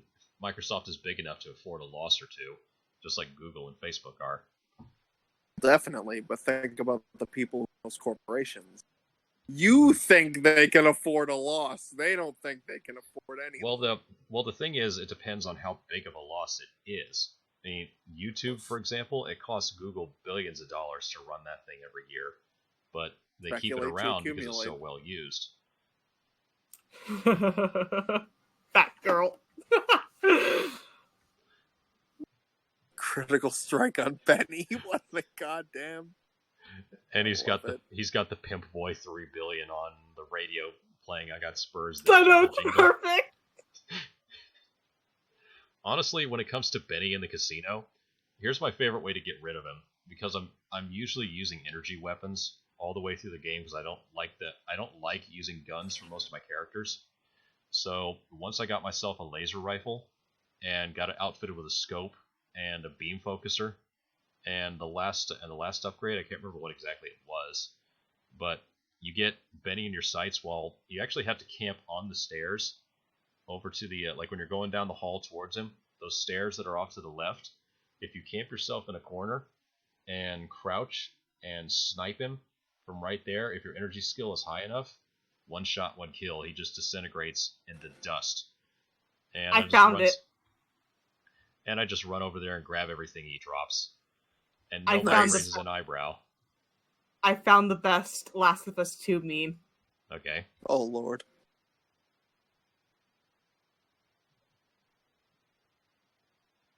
The Lord of the Rings in one meme. Oh, man. That's the compilation of all the memes that are popping up that we're talking about.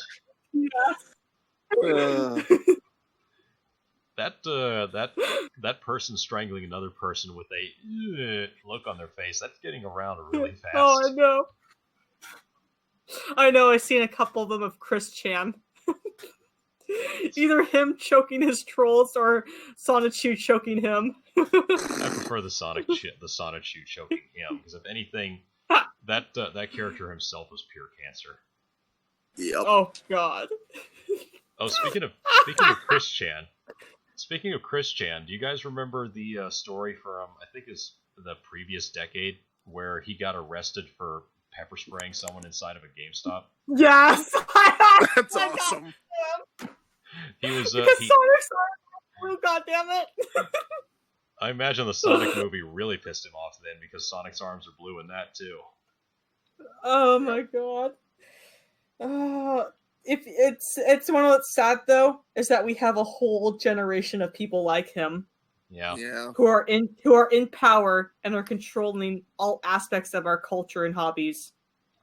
A little bit too entitled of an ass heel, that's what he is. Oh god. I like how he spent his Trump bucks on a new iPad. Really? That's it? Yeah. And also other stuff like Vidya and Transformers. And he says it's about time that Trump did something for him. Really? You entitled faggot. What an ass.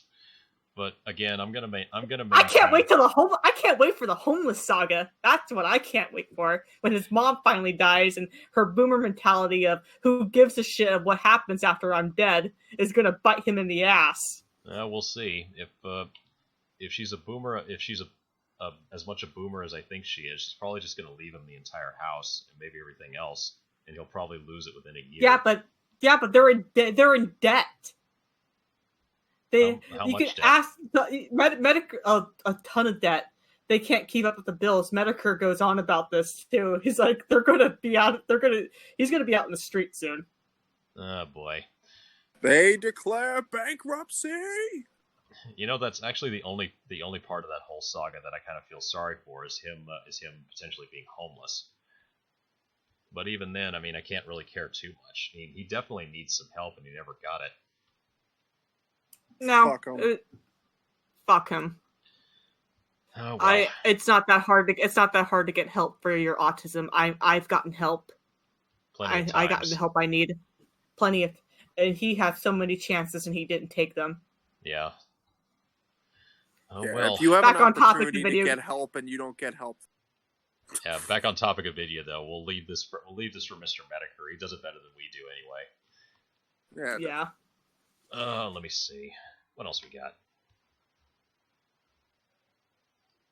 So, let's see. Ediros brought up something interesting here. Starfield and the Elder Scrolls, still no new info. Yeah. I know, that's so weird.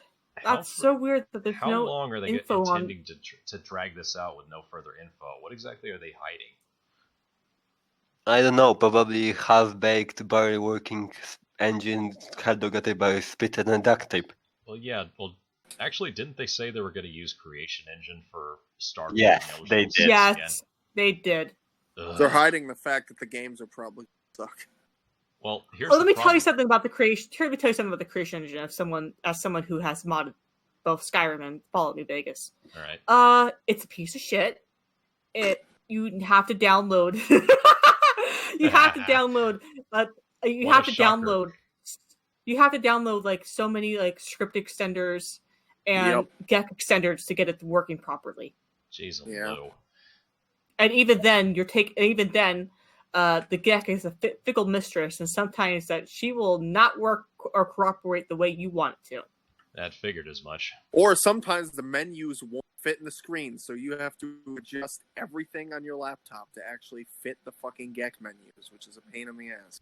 Well, that's part of the reason why I'm glad I got a 4K monitor, because if I want to, I can easily change the output resolution from 1080p to 2160, and get 4K resolution at half the refresh rate. So I can easily put more stuff on my screen if I want to, but those extra 30 frames, it kind of makes a difference, and it just looks nicer. Yeah, makes sense. So that's it's a little bit disappointing for me, and also, here's something to keep in mind. If you're thinking about getting a 4K screen for any reason, make sure it's got a DisplayPort on it, and a DisplayPort that runs 4K x60.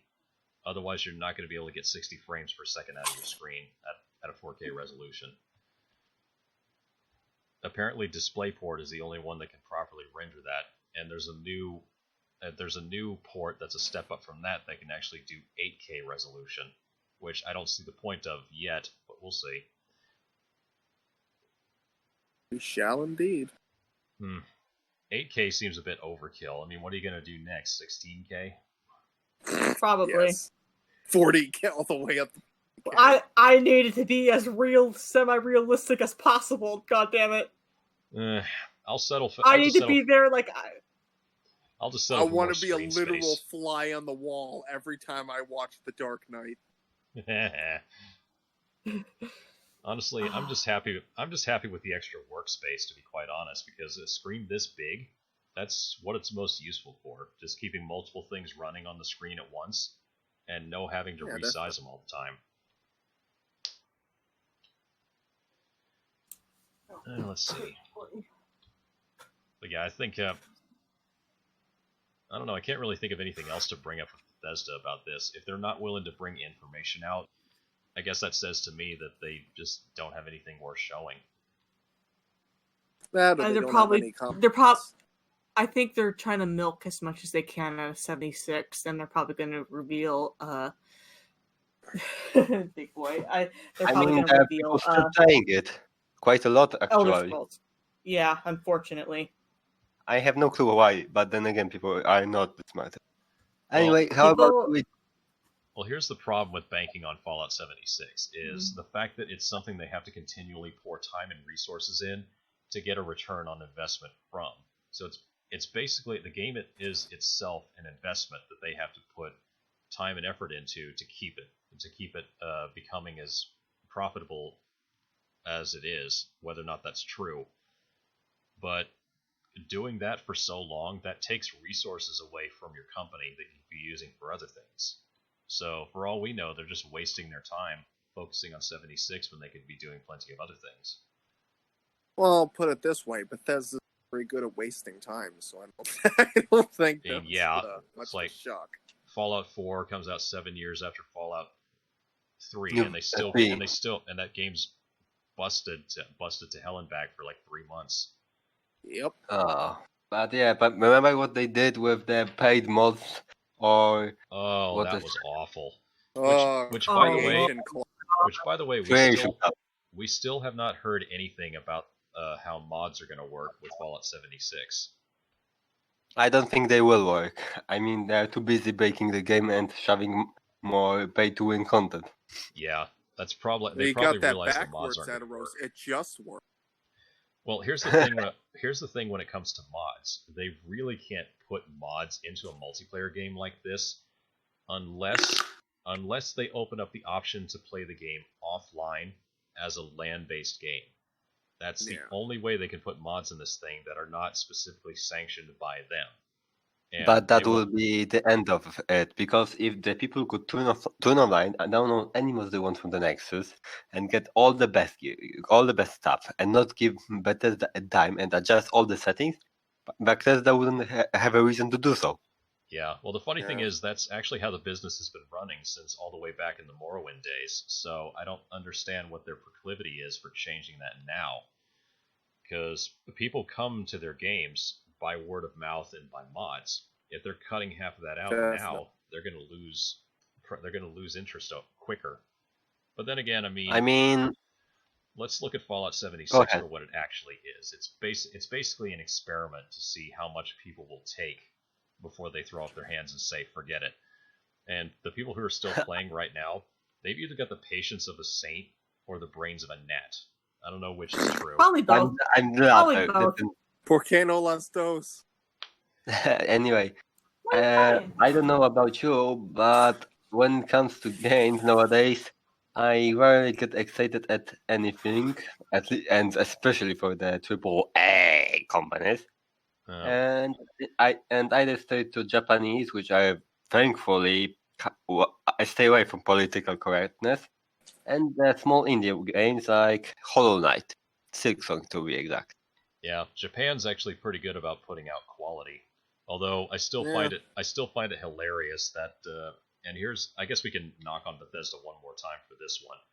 Yay. If you guys have heard the story, Super Smash Bros. Ultimate added a Vault Boy skin into the game, and guess what it did?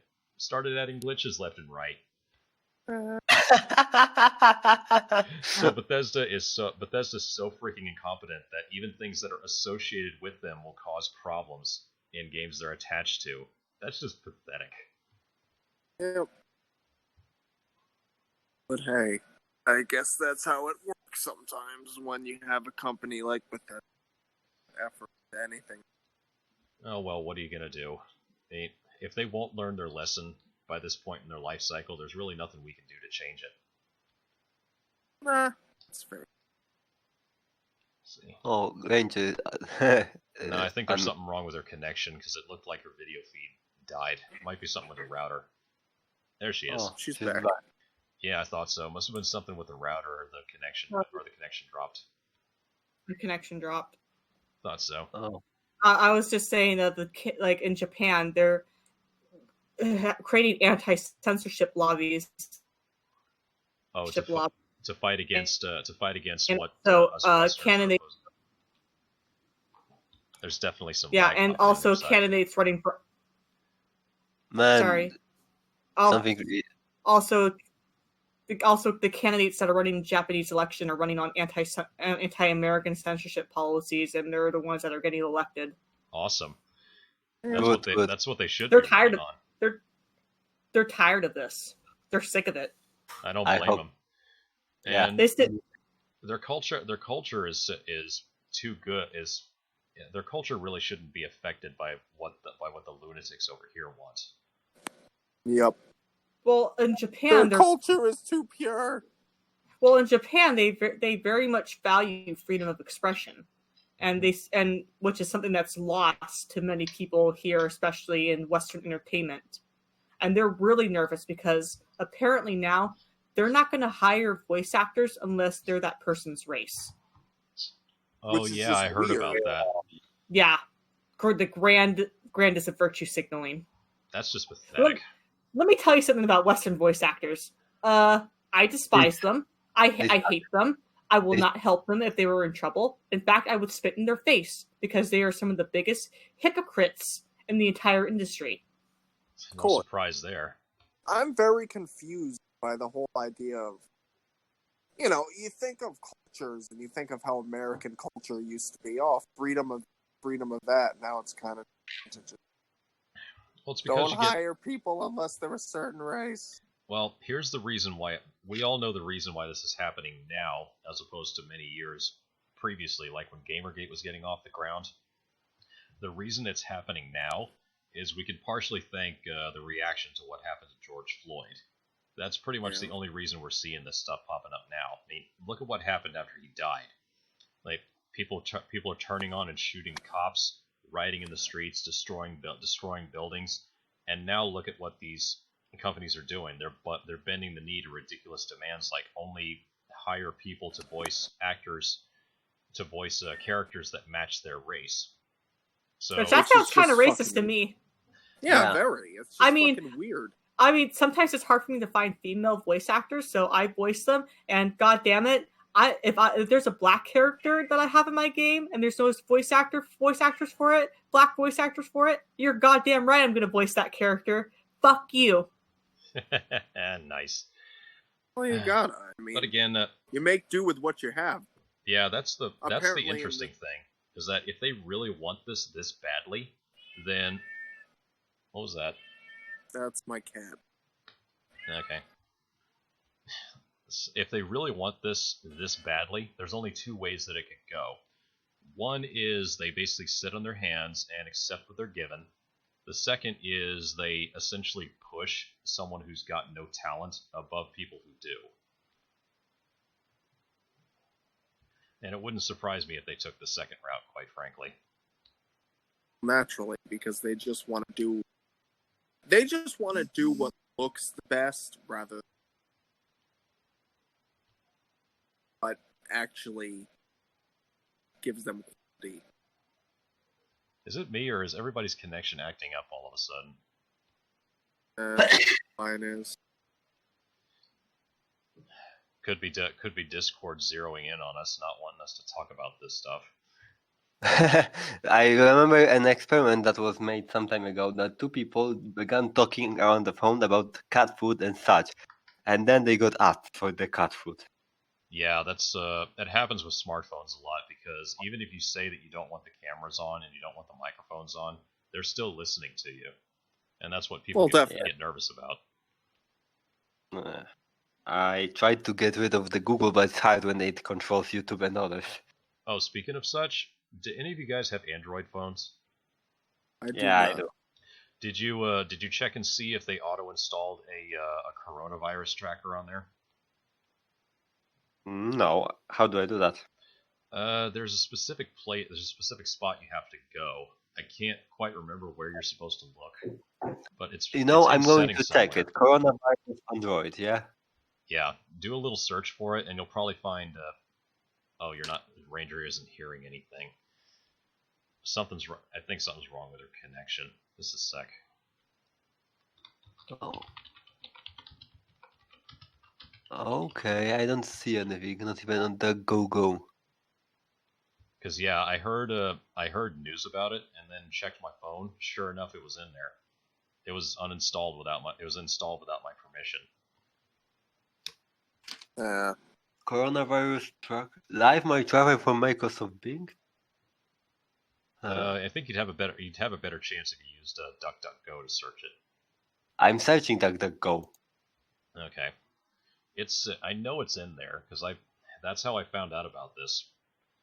But you could also check. I think Twitter has a few posts on it as well if you do a search. Well, I'm going to look for it, but seriously, fuck this. Right. Well, actually, why don't we take a break for about 15 minutes? Let Ranger come back on. I'll just edit. Alright. I'll just edit the gap out and post.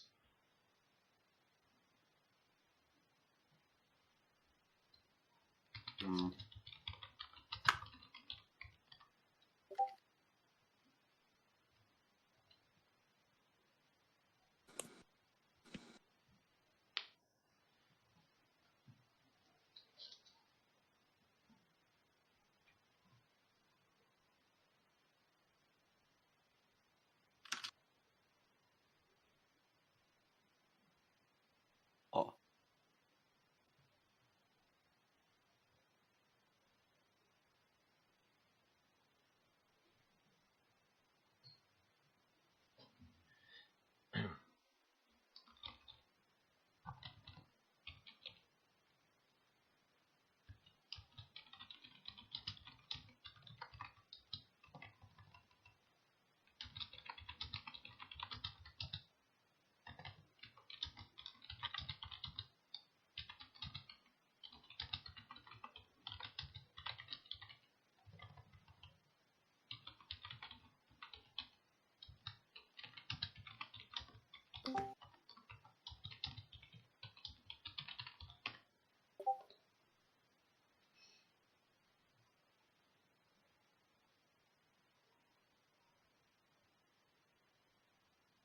Can you hear?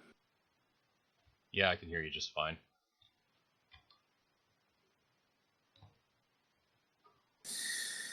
Make sure my connection isn't cutting out. Lagging a bit earlier. God damn it, Cad. I'm pretty sure it's Ranger. I don't know what's up with her internet connection on her side, but it's just all of a sudden acting up. Let me call it. These animals are gonna be crazy. I think I'm gonna back out. Ugh. I think I'm going to need to stick with Google for the next, I don't know, month, half a year actually, until I'm done with my studies, my college. Oh, nice. Then I'm going to delete all my Facebook account and everything. Fuck those guys. Okay, I'd honestly say just delete it now. You're not really losing much by not having one. Well, I kind of need those because there's updates for the tests and such and everything important. Yeah, I'm probably gonna take off. I need to Hopefully do things yeah.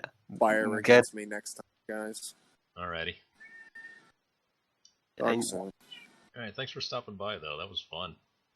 Yeah. No, had a good time. Likewise. God. Not sure how much further we'll go after this. Maybe if Paladin Waffles jumps in, we'll continue. But otherwise, I think we might cut it here. Depends on who goes and comes. Well, I can keep talking, but it would be nice if there was more than 2 people. Yeah. Well, like I said, let's take a 15-minute break just to let people get their voices back, and then we'll start up again. Okay. Break time. Guys.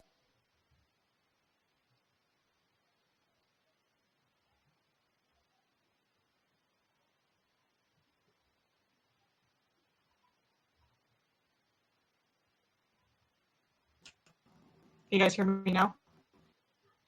Yeah, I can hear you. Kind of. Yeah. Steam keeps shutting off my internet whenever I have something downloading. Well, you can't help. You can help that. Systems are weird sometimes. Just gonna. I have no idea why it does that. Every time I download a game, because I was downloading a game on Steam, and then it just turns off my internet once it's like near the end. Odd.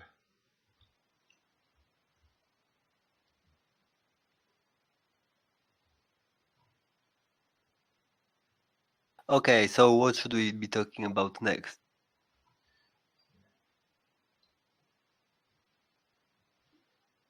I'm not sure actually. Just a sec.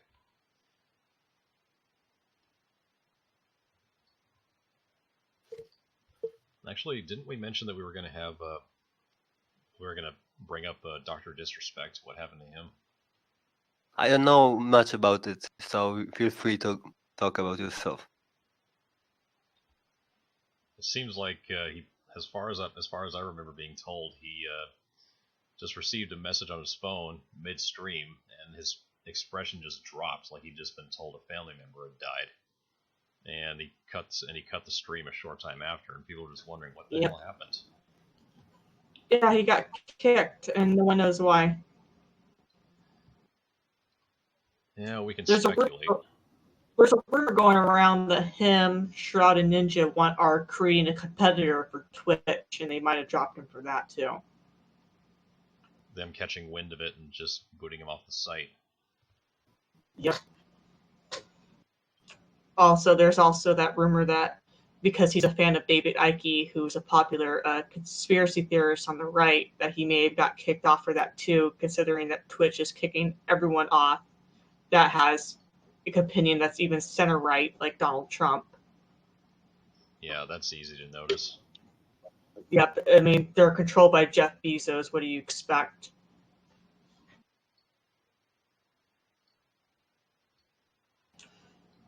And Bezos has his politics are very much aligned with that of Seattle.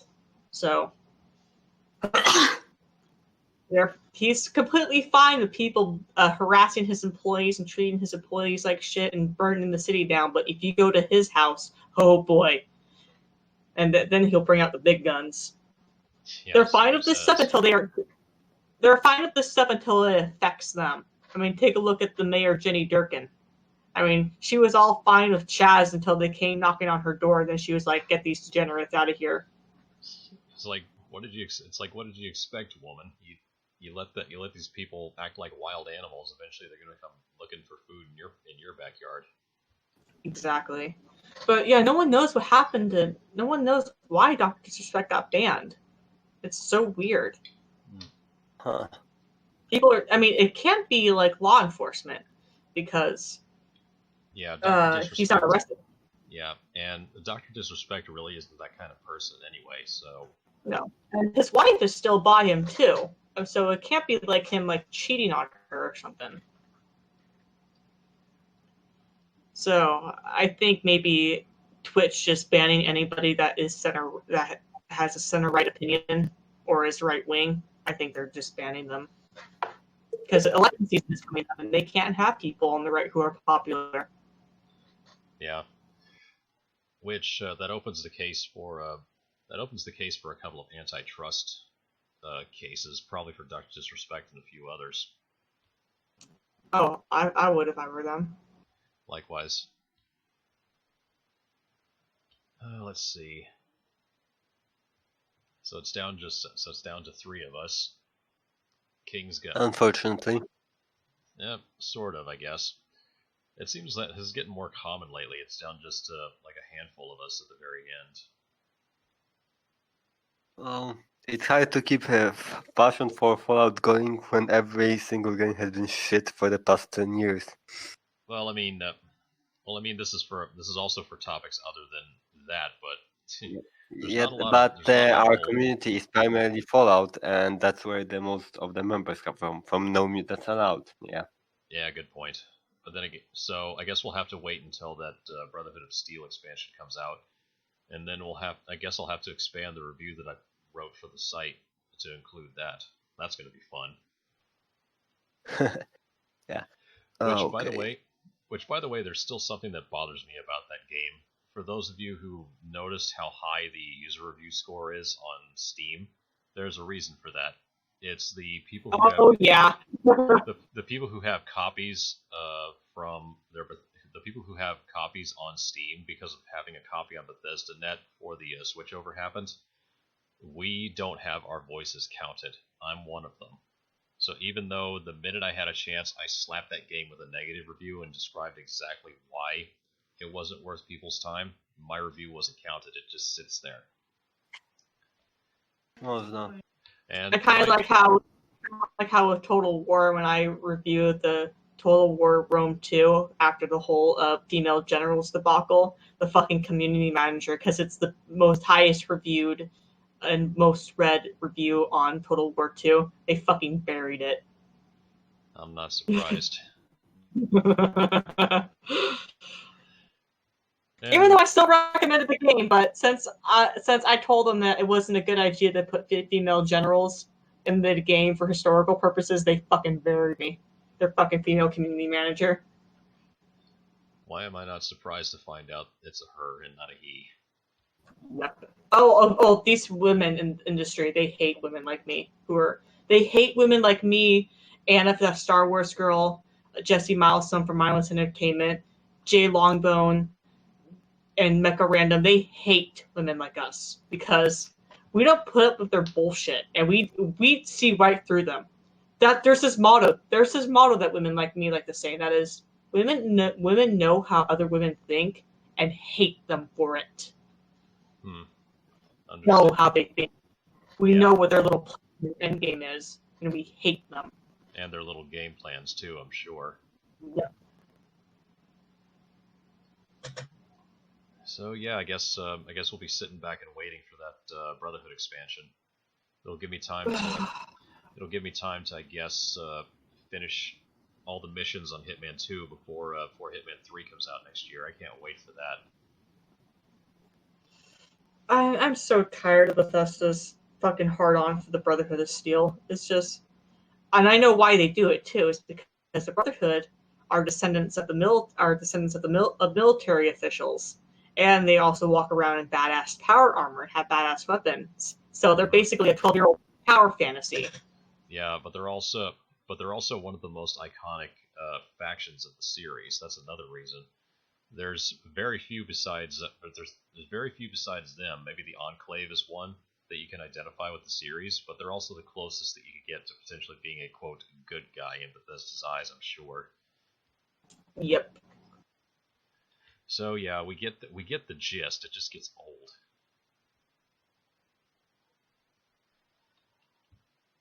But yeah, I don't know what exactly we're gonna do with this Brotherhood expansion. I'm just looking for more time and excuses to finish Hitman before the third one comes out next year. Which bonus for those of you who have like a copy of Hitman 1 and Hitman 2, all of the missions from those previous games, including the bonus missions, are going to be playable through Hitman 3. So no need for disc swapping. Everything is just going to move over to one disc and one game. And I gotta say, I gotta give IO Interactive a lot of props for that. But they're using the same engine, expanded in slight ways, as opposed to Bethesda, who really just takes one engine and jury rigs it. IO is actually a lot smarter with engine creation.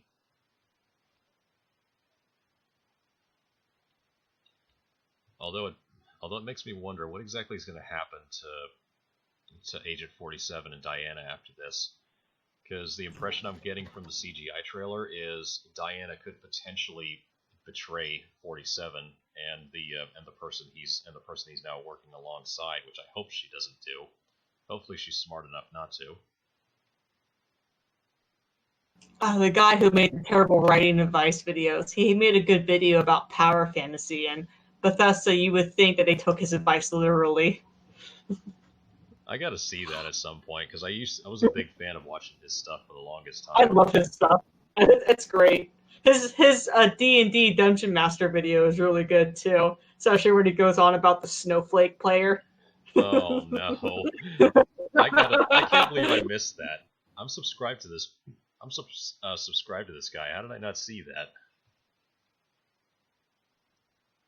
I'll have to go poke around and find it, unless you got a link to it. I'll check it as soon as we're done. Sorry, I'm a bit busy deleting everything from Google. Ah, there we go. The Dungeon Master's Guide. And he has the love triangle on the front. How fitting. Love triangle. Oh god, I fucking hate the love triangle. You know, I'm a woman. I do like a little romance here and there, but oh my god, are they so terribly written today and so saturated, and it's so horrible with the most unlikable female love interest in the entire world. It's like Bella from fucking Twilight. It's like, why are these two dumbasses fighting over her? She's got nothing special about her, honestly. It's like Beavis and Butthead said. It's like Beavis said. So it's like Bella a zombie because she stares out in the open, stares with her mouth open all the time, and acts like she's dead. And of course, the other thing is, like, with these two, they've both got their own issues, but also isn't the love triangle thing isn't the concept itself a little bit exploitative, because you're basically pitting two love interests against each other. Mainly two men, because you'll never see it with two women fighting over a man in today's world. It's always two men fighting over some boring, dullest dishwater woman with the personality of a blood infection. Well, actually, Sleeping Dogs came a little bit close to doing that. If you remember Wei Shin, he gets into some semi-relationships with at least, I think it's 2 or 3 women, and eventually two of them find out that he's seeing both of them, and it kind of ends on a bit of a sour note. It's the same thing that happens in Witcher 3. It's like if you tried to woo and romance Trish and Yennefer at both the same time. They find out, and they're not happy, and they fuck you over. And it's great. Honestly, I don't really know which one of them to pick, quite frankly. I haven't played The Witcher far enough to know. Oh god, yeah, that's something that quite a bit of the fanboys fight over is which one. A little bit like Archie fans back in the day when they were picking between either Betty or Veronica. Yeah. Which actually, I think that's the only time it's been pulled off successfully because both those girls really, really like him. Yeah. But if it's done today, that it has to be polyamorous relationship now because I hate modern stuff. I hate postmodernist shit. I hate it so much. Yeah, a lot of it's starting to dip its toes into the nihilism pool, and people really don't need that these days. No, and they do it because, oh my god, Trump's president. This is the most hopeless, most hateful generation, most hateful decade we're ever going to have. There's no hope for the future. And it's like, Gene Roddenberry was quite a lefty, but during the Nixon years and the Reagan years, he created some of his best work that was full of hope and optimism. And it's like, what the fuck are you guys doing? The Doctor Who creator, right? No, Gene Roddenberry is the Star Trek creator. Oh, sorry. How did I get those two mixed up? Gene Roddenberry created some of his best work during the Nixon years and the Reagan years. Mm-hmm. Gee, yeah, you can't believe I mixed that up. But then again, I'm not a Trekkie and I'm not a Doctor Who person, so it could explain the mix-up. Well, the Brando spoke to the ground and filled it with nihilistic horseshit. It's like everything needs to be dark and nihilistic and hopeless. They did that with Game of Thrones because they're trying to rip off Game of Thrones. But the reason why it would work in Game of Thrones was because Game of Thrones, it was part of it was part of a genre in that it was part of dark fantasy, and people who know dark fantasy will know that the Game of Thrones series fits right in there. Mm-hmm. It's supposed to be dark. Yeah. Then again, I never really had a taste for that, quite frankly. Maybe it's. I've never had really much of a taste for dark fantasy, really either. I like high fantasy. Well, granted, the only exception I've made for enjoying like something that's kind of dark is, jeez, I can't even remember now. There was only one that I really liked.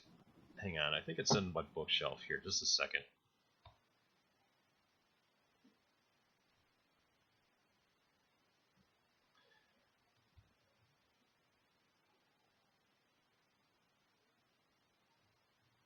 I think I lost sound on your end again. I can't hear you. Me? I have pressed to talk. Okay, no wonder you went so quiet. The thing is that it's so funny too, like how all these characters that they make today, especially if they criticize a female character or whatever, like you see this in The Last of Us 2. Like there's no forgiveness, there's no redemption, there's nothing. Meanwhile, I read Robert E. Howard's Black Angus, and even though she beat the shit out of the guy, she forgave the guy who was going to sell her into slavery. And she even ends up traveling with him. That's kind of weird. Well, she forgave him. She even saved his life from bandits, too, who were about to kill him. And she ended up forgiving the guy. And he was incredibly sorry for what he tried to do, especially after she beat the shit out of him. But she ended up forgiving him, and he ended up saving her life too, and they became traveling companions. Let's see. Which that's a really good, interesting storyline you can make out of that, and good characterization.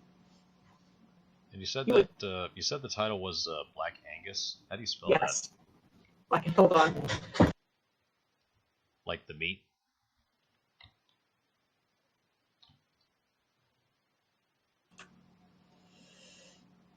Do you spell that like the meat Angus or a different way? It's a story of a sword woman, but they're going to make a comic out of it. And well, let's hope they do it right. I wouldn't trust comic writers today. No, me either. It's the Adventure of Sword Woman, and Angus is spelled Agnes.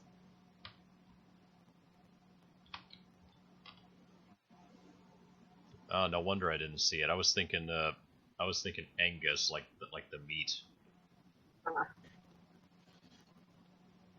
Yeah, it's from his. It's from the book. Hold on, I got it right here. Agnes de Chastillon. That's her name.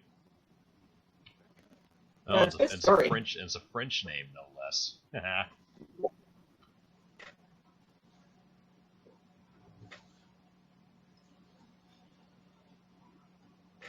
I have all kind. I have so many books, but yeah, you can make really good. Like she's a hard woman, but she ends up forgiving the guy. I'm a little confused as to why she would, but there you go. I know, but she did, and it makes for an interesting story. You don't see that today. No, not at all. Instead, it'll just be like some 5'2" woman beating the shit out of a 6'7" guy, and being empowered. Oh, anyone remember the Terminator Rise of the Feminism? Uh, That was awful. they practically killed the Terminator franchise with that movie. I hope so. I only like 1 and 2, to be perfectly honest. That's what everyone says. 1 and 2 really are the only ones, if you really think about it. They're both masterpieces. You shouldn't mess with them.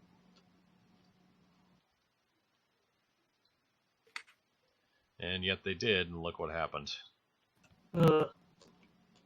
And James Cameron's ego became as fucking huge as Neil Druckmann's. Yeah, that's the problem with a lot of these progressive creators, is that their egos get massive.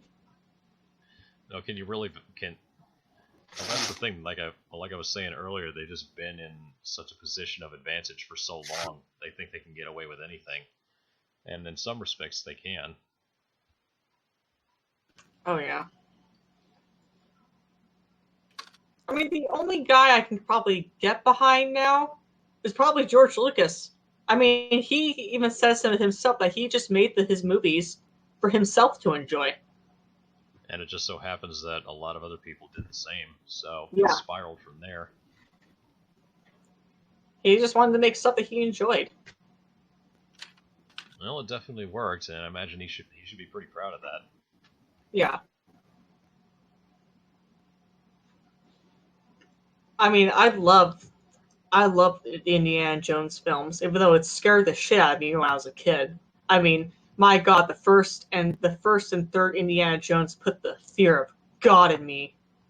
I mean, when my dad, as a child, would read me out of the little children's Bibles at night, and they don't tell you, and they don't tell you in those children's Bibles that if you piss off God, He will kick your ass. I love that from me watching those movies. And then you get to the Ark of the Covenant that they show off in those movies. And, oh boy. Or the uber aging Nazi in the third movie. Oh my God, I was 7 years old, and that scared the shit out of me. He just rapidly aged into dust, didn't he? Yup. Yeah, that was pretty creepy. Indiana Jones. I remember the Mummy movies. Those were great too. Yeah. Man, what happened to the movies that features typical white males doing good stuff instead of bullshit propaganda? I know, it's so fun. It's so funny too. I hear from people from Eastern Europe saying, "How come there's more propaganda we see coming out of Hollywood than we were when we were under Soviet control?" No, it's because the people who used to make good stuff back in the day. It's not only that times have changed. It's the people who have no understanding of creativity started getting top spots.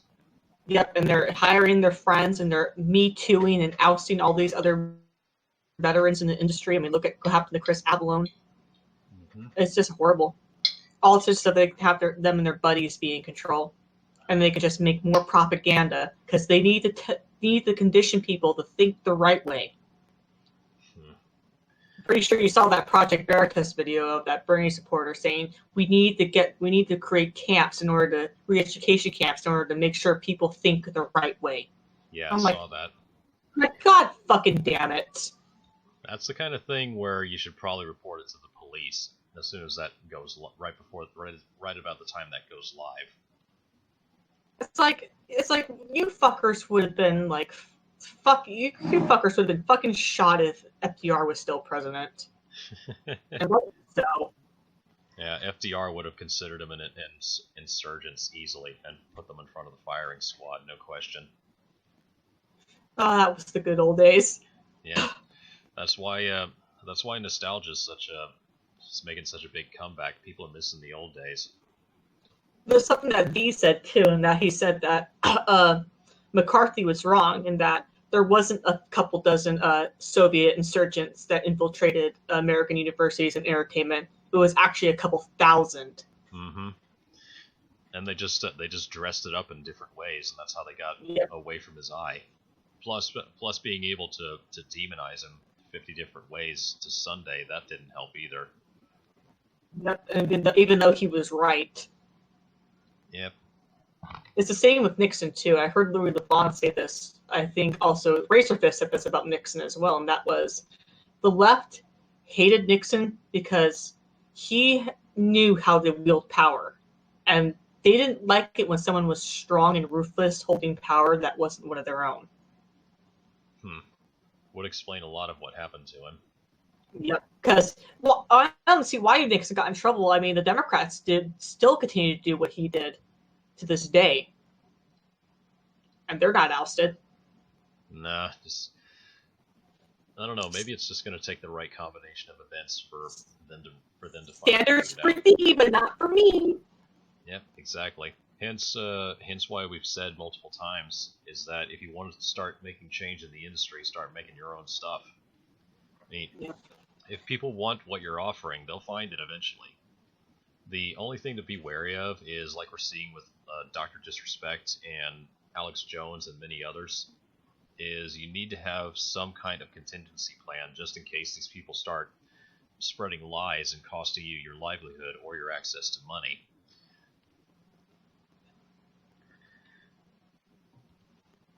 I fucking love the love triangle.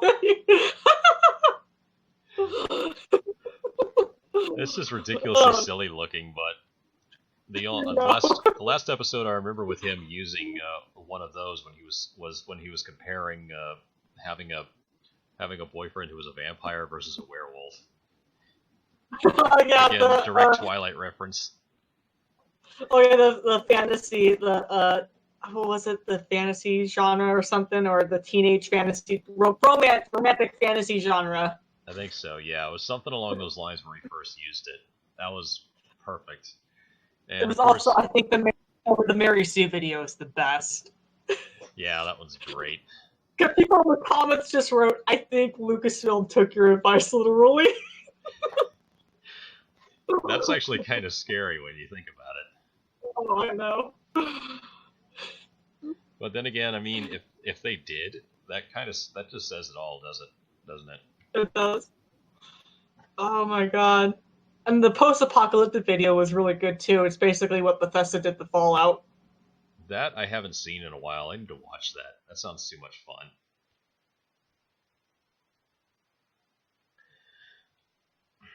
Actually, speaking of post-apocalypse stuff, there apparently is a miniatures war game for Fallout that's on DriveThruRPG. I hate that they're pouring out this franchise.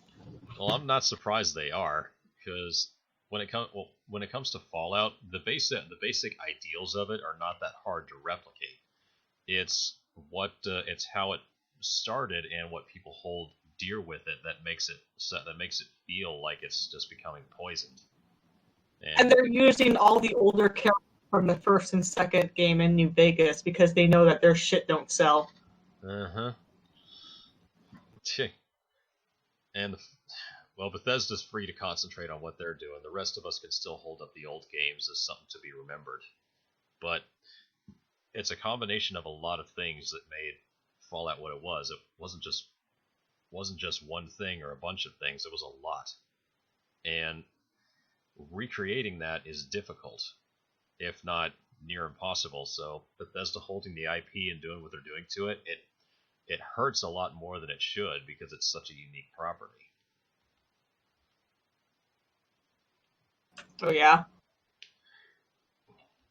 Still, I mean, if it takes them like a full decade plus to make Fallout 5, by the time it comes out, people are gonna have long stopped caring, I'm sure, because by that time the IP will just be in the ground, and interest will be gone.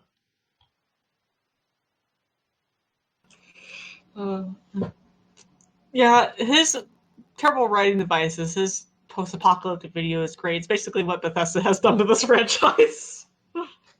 Yeah, what they've done. I mean, they kind of killed Skyrim as well when you think about all the They have. stupid shit they put. Yeah, the Elder Scrolls was actually one of the first victims of that. If you look at the contrast between Daggerfall and Morrowind and Oblivion, how they kept shrinking things, making them a little bit more condensed in the process, but also overly simplifying each game as they went. Because even Julian LeFay, the guy who's working with Once Lost Games, who's the father of the Elder Scrolls, he even said that Daggerfall was supposed to be as close to a tabletop role-playing game as you could get. The computer was just the dungeon master. It rolled the encounters and everything else for you, but the game was your oyster otherwise. And he was right. Yeah.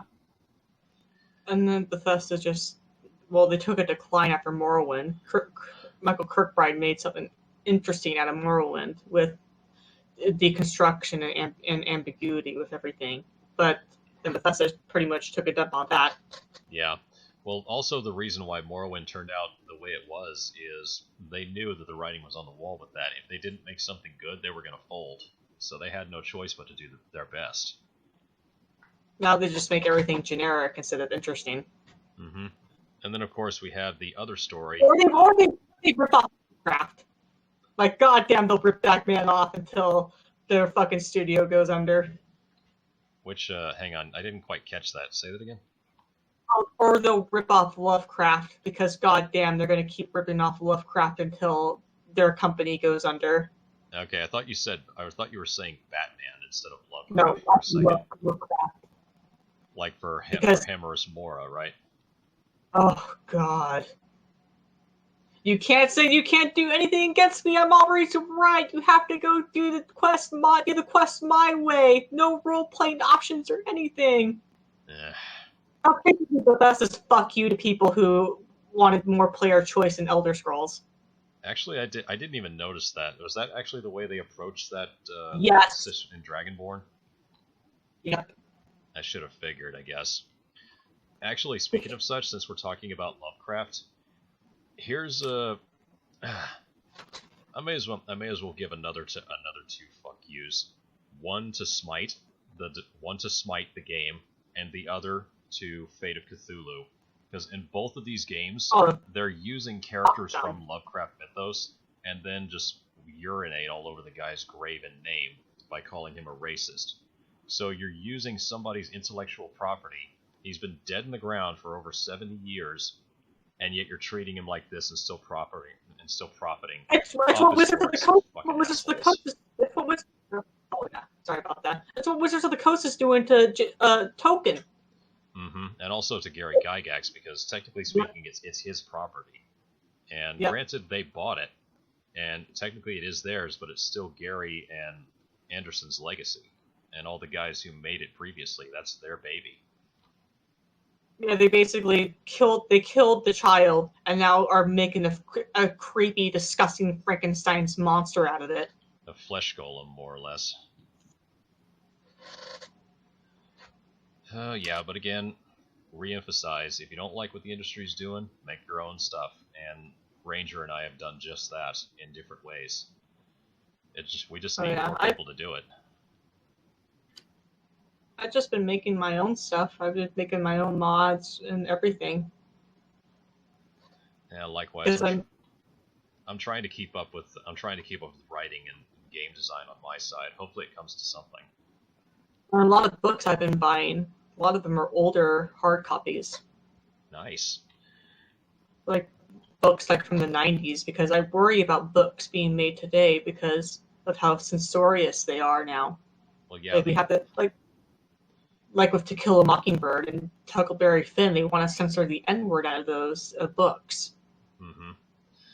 Gonna be difficult too, because there's so many copies floating around. You literally have to track every single one of them down.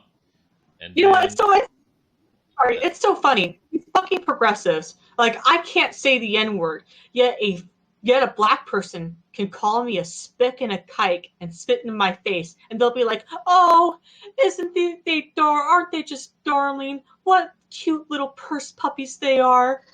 It's like, fuck you. Yeah.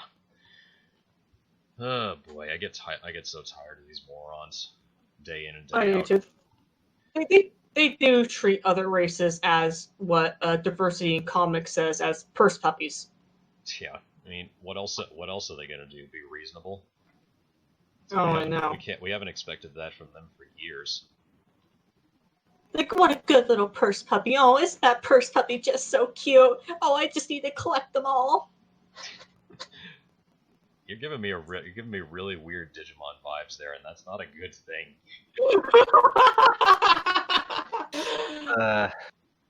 By the way, I mean, the Pokemon does need kind of a lot of competition. They have been stale for the past 5 years at least. Gotta collect. No, let's hope nothing happens to that industry going forward. Pokemon. Well, gotta collect all the racial minorities. Oh. At least with Yu-Gi-Oh, the cards can be kind of useful for making like small cuts if you throw them hard enough. Oh my god. These fucking progressives are just so fucking racist. And homophobic too. My brother can tell you that him and his boyfriend have been called so many homophobic names by self-professed communists who virtue signal and say how diverse they are. Well, are you really surprised? I'm not. No. Oh man. Otherwise, I don't know. I can't really think of anything else to cover at the moment because I think we got most of the big stuff. But who knows what the last 6 months of this year are going to bring, though. We should make a follow-up for Fallout New Vegas' 10-year anniversary. Oh yeah, that's a good idea. Wait a second. What day did that release? I think it was October or September. It was October. Fallout New Vegas. Let me check. Wouldn't it be I can't remember the exact date, but it'd be pretty ironic. 19 October. The 19th, just 4 days removed from the days of the Great War. Yep.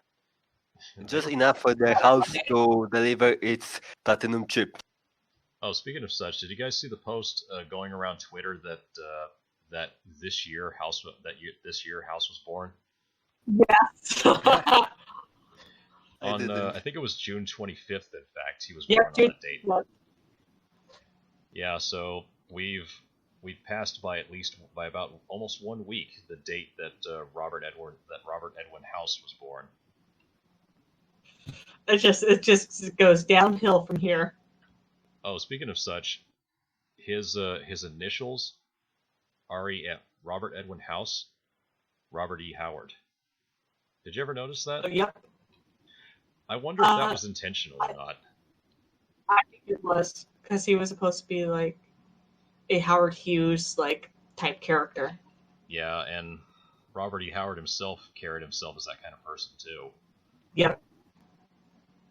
And I know that Josh Sawyer likes to leave in like little those like literature and historic references in his games. That is pretty neat, though. I got to give him credit for that.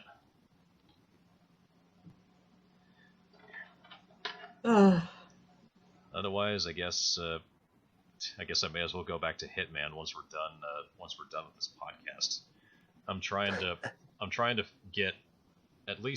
finish at least all of Hitman 1's missions 100%. So all the escalation challenges, all the hidden challenges, and all that good stuff. And some of these escalations are freaking nuts. Like this one that I'm working on right now in Paris. Let me give you the gist of it. You have to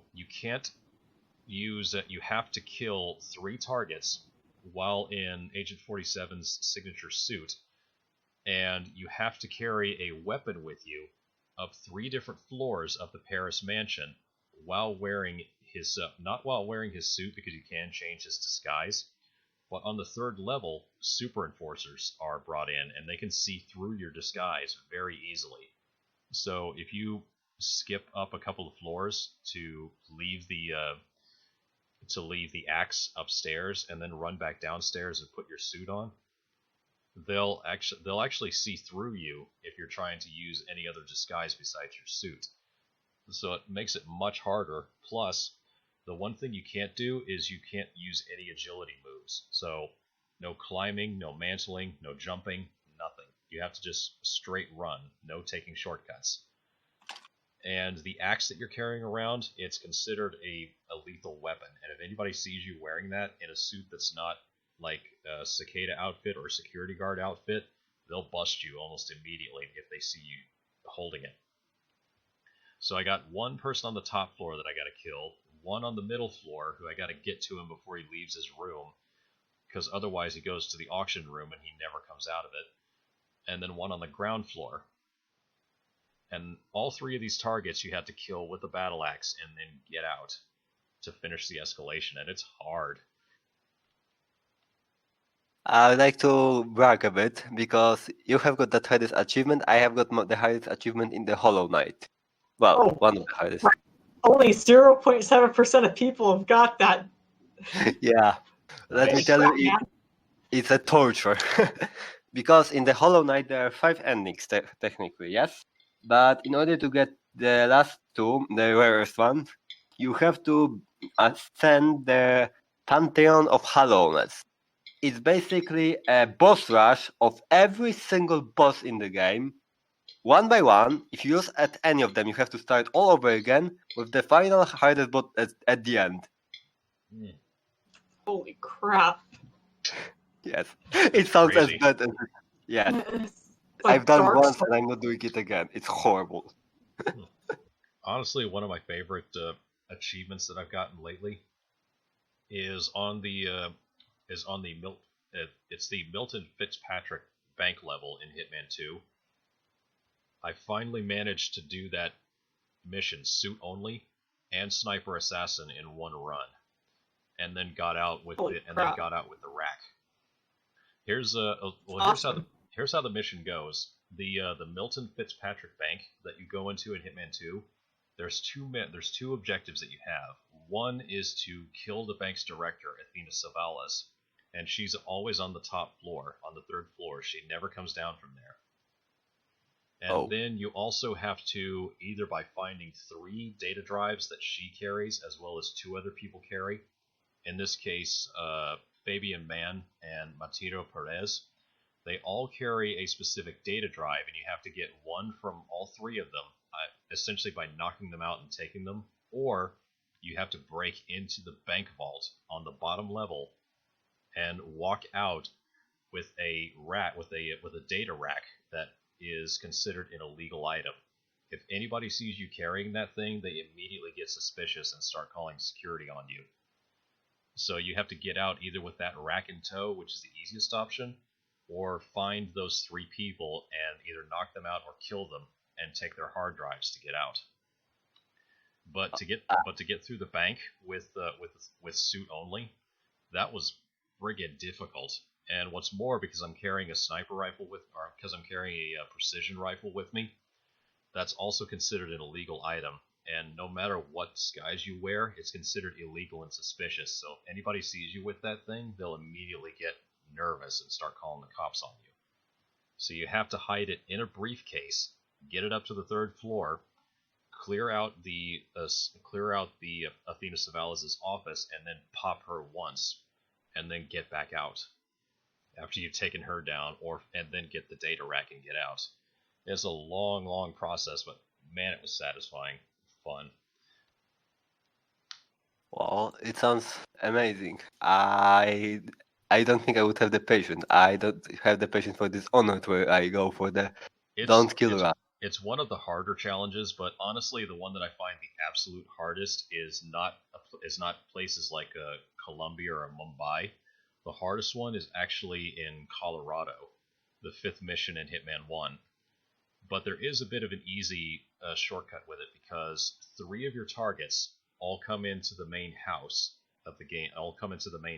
So as long as you can sneak in there and get into the basement and start clearing the guards out one by one, eventually you'll have just your targets in there to take care of.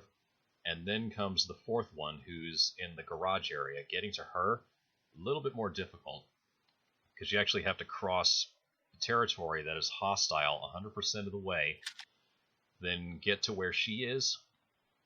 And the most reliable way of getting her is turning off one of the generators inside a nearby barn. And when she goes to inspect it, you garrote her from behind, throw her over the nearby short rail, and then dump her in a nearby container. It's still generally within eyeshot of several people in the area, so if you're seen at any point, you're in trouble. That was the hardest one, was the mission in Colorado, but I managed to pull that one off.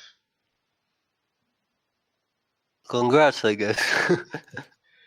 Otherwise, yeah, it's the Silent Assassin Suit Only achievement in Hitman. It's one of the best ones, and funnily, I think Mumbai, once you figure out the routines of all three of your targets, it's probably the easiest one, because you only have to go to one general area, make one trip underground, grab something, go back up, and then you're done.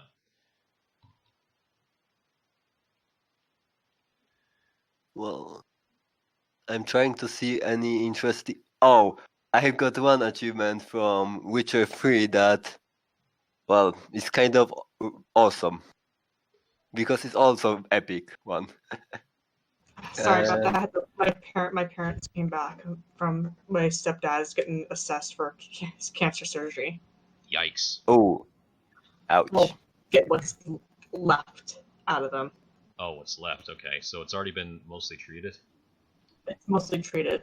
Okay, but good. they need to get what's left over. It's still going to be major surgery, though, but the only thing they're concerned about is that there could be scar tissue, so from his previous, so that might be a little hard to get around. Well, good luck with your family returns to health. Well, if it's mostly been treated at this point, I get they'll probably have a pretty good idea of what any sort of risk assessment is, so he'll probably be fine. Yeah, I saw that. When it's many against one, yeah, that definitely sounds like a pain in the rear to get. Well, I only came across it by accident because I was using a spell build, yes, and I provoked every single copy of one of the most powerful enemies in the game, and they began beating the shit out of me. I only survived by the mixture of luck, a lot of potions, and the magic be completely, absolutely broken in Witcher 3. Well, you got it. That's what matters. Yeah, achievement of the pure luck. Well, still, I mean, it's an epic achievement for good old games. That says something. There's also an achievement in Hollow Knight, although it's not in the official achievement, because there's an option that you can fight every single boss in the game on Radiant difficulty. It means that if you get hit once, you die. You have to start the fight all over again. Oh, you're freaking kidding me. One-hit deaths? Yep. And so far, I've managed to beat all but 3 bosses on that Radiant difficulty after Ride 40. Jeez, I wouldn't have the patience for that, I don't think. I would just quit. Well, normally I would agree, but I think I found myself a bit of masochistic side. That's fine. I just prefer stuff like Hitman because at least I can slow down and take my time. Yeah, I can understand. For example, I used to like Stellaris back when it was in the 1.net version, and it still had multiple FTL types before they ruined it. Making your empire go. Go ahead. It's like, I was trying to say, what don't they ruin these days? I don't know. All I know that they have been doing this game for like 4 years, and it changed basically nothing, and it's overpriced garbage with the same amount of DLC as Crusader Kings. And I still don't know why people keep buying those games. Who knows? Oh well. Actually, speaking of Hitman, if either of you guys have a copy on PC or Xbox One, let me know. We could probably do some co-op sniper assassin or ghost mode. See which one of us is better. Well, I doubt it. I don't have anything of Hitman at least on GOG. Only It actually doesn't have Hitman 2016 or 2018 on GOG. The reason why is because they require an internet connection. I still have no idea what prompted IO Interactive to do that, because you can easily just say after the conclusion of a single player mission, say upload these stats to the leaderboards. And the sad thing is, even having a permanent connection to the internet really doesn't do anything, because there's people on the leaderboards who have completed missions in like 1 second and gotten perfect 200,000 point scores. Cheating. Like, yeah, just complete cheating, just to fill up the leaderboards with lies.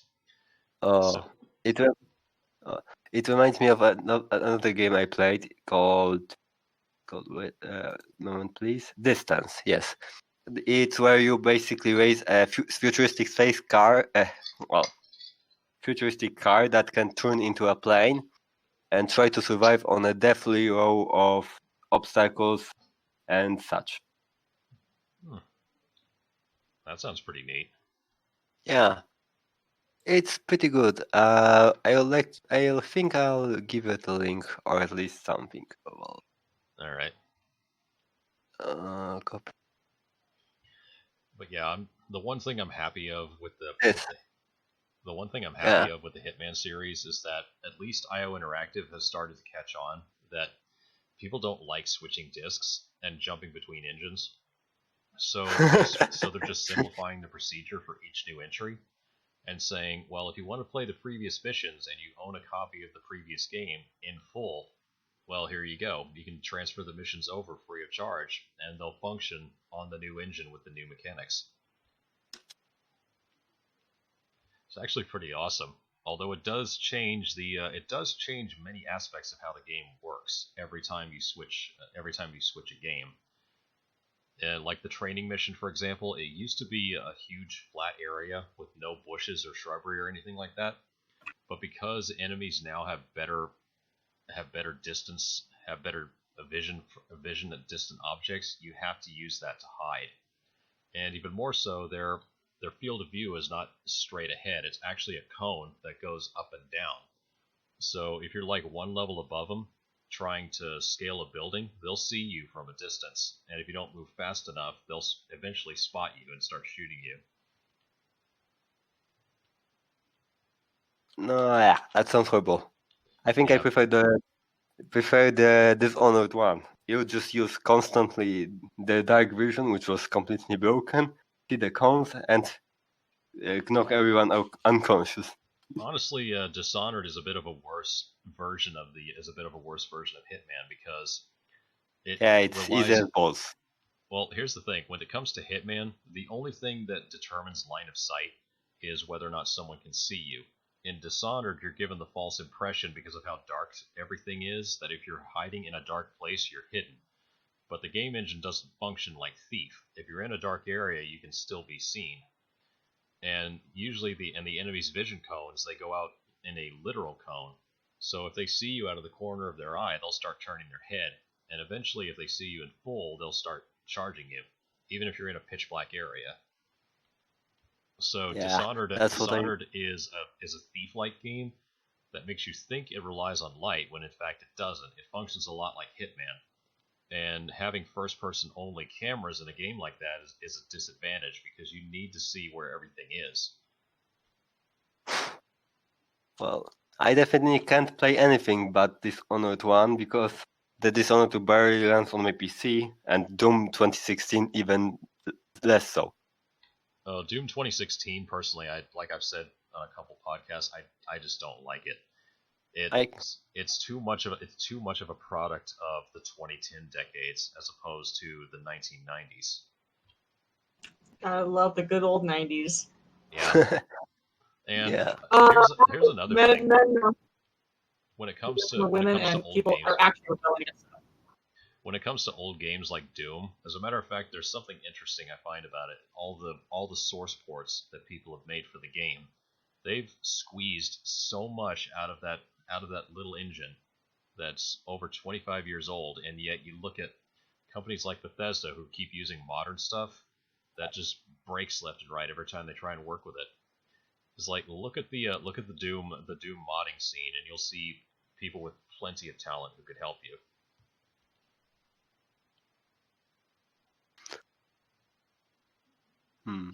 Anyone here plays World of Tanks? Sort of what? World of Tanks. Oh, World of Tanks. Heard of it, but never played it.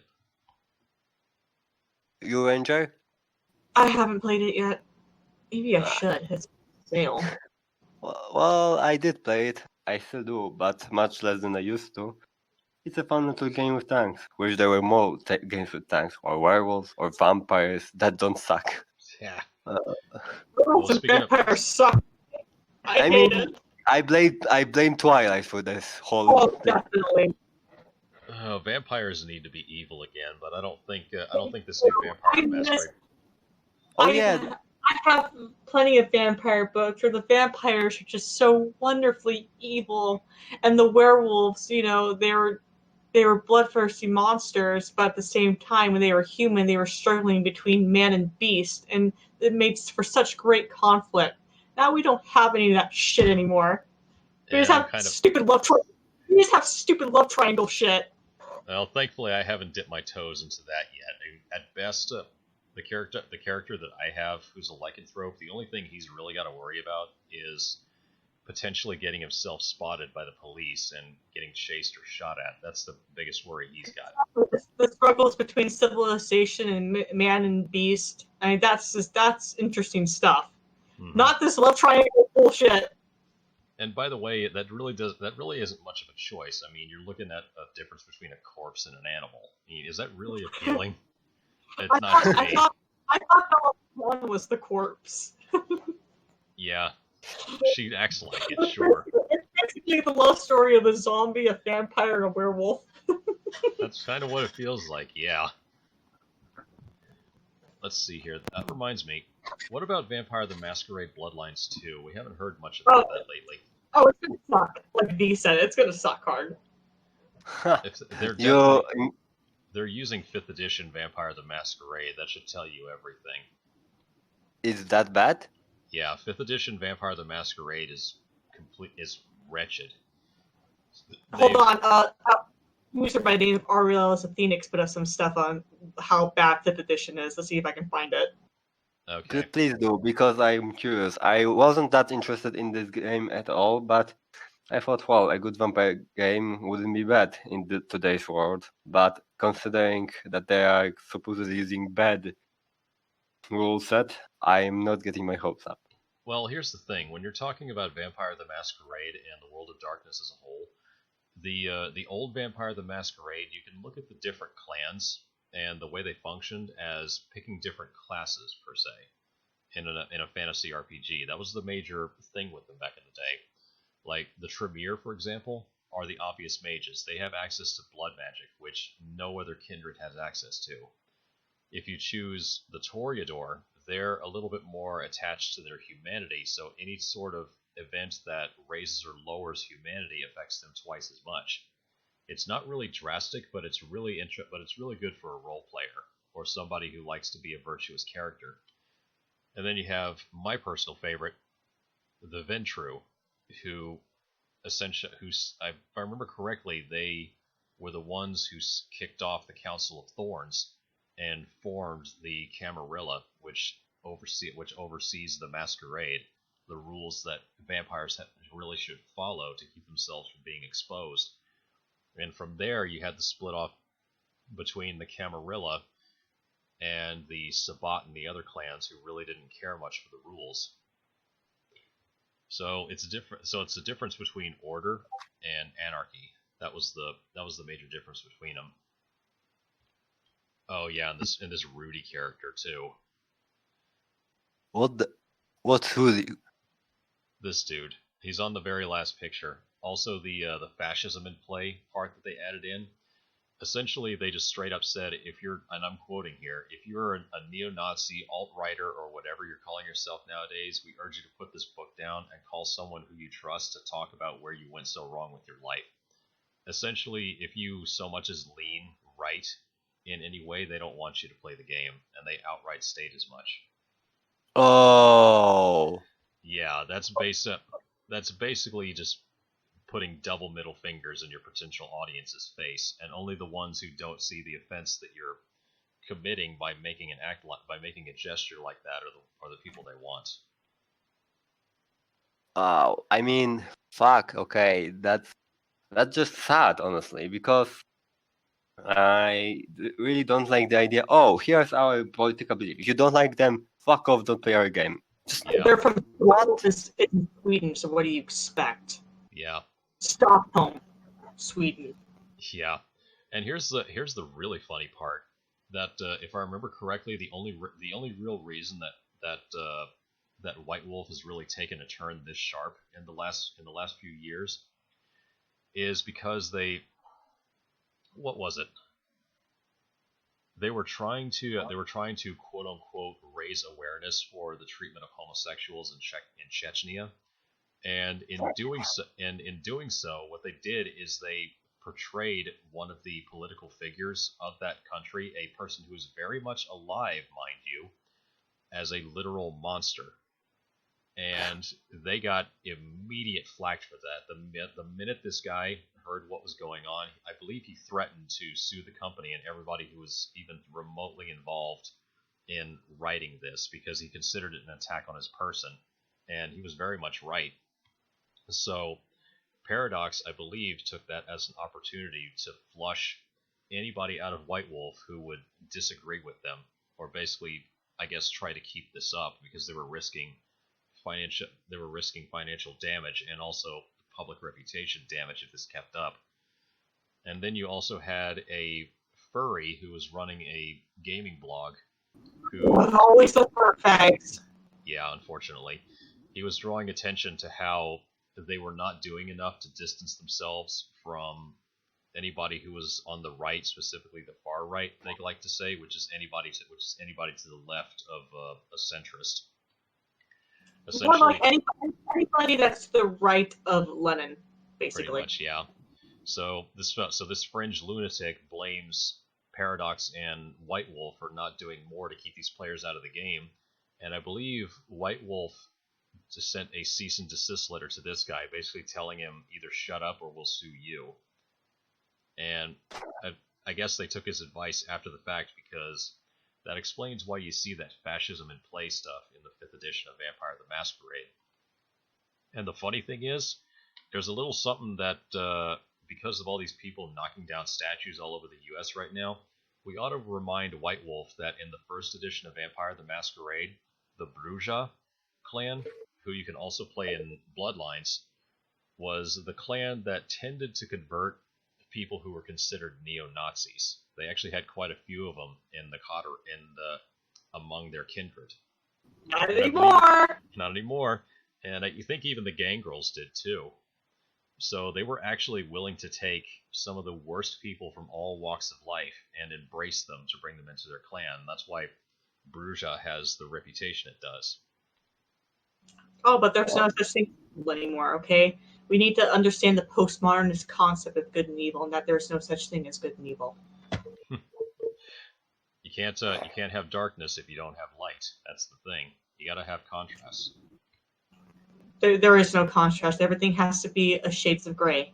Yeah.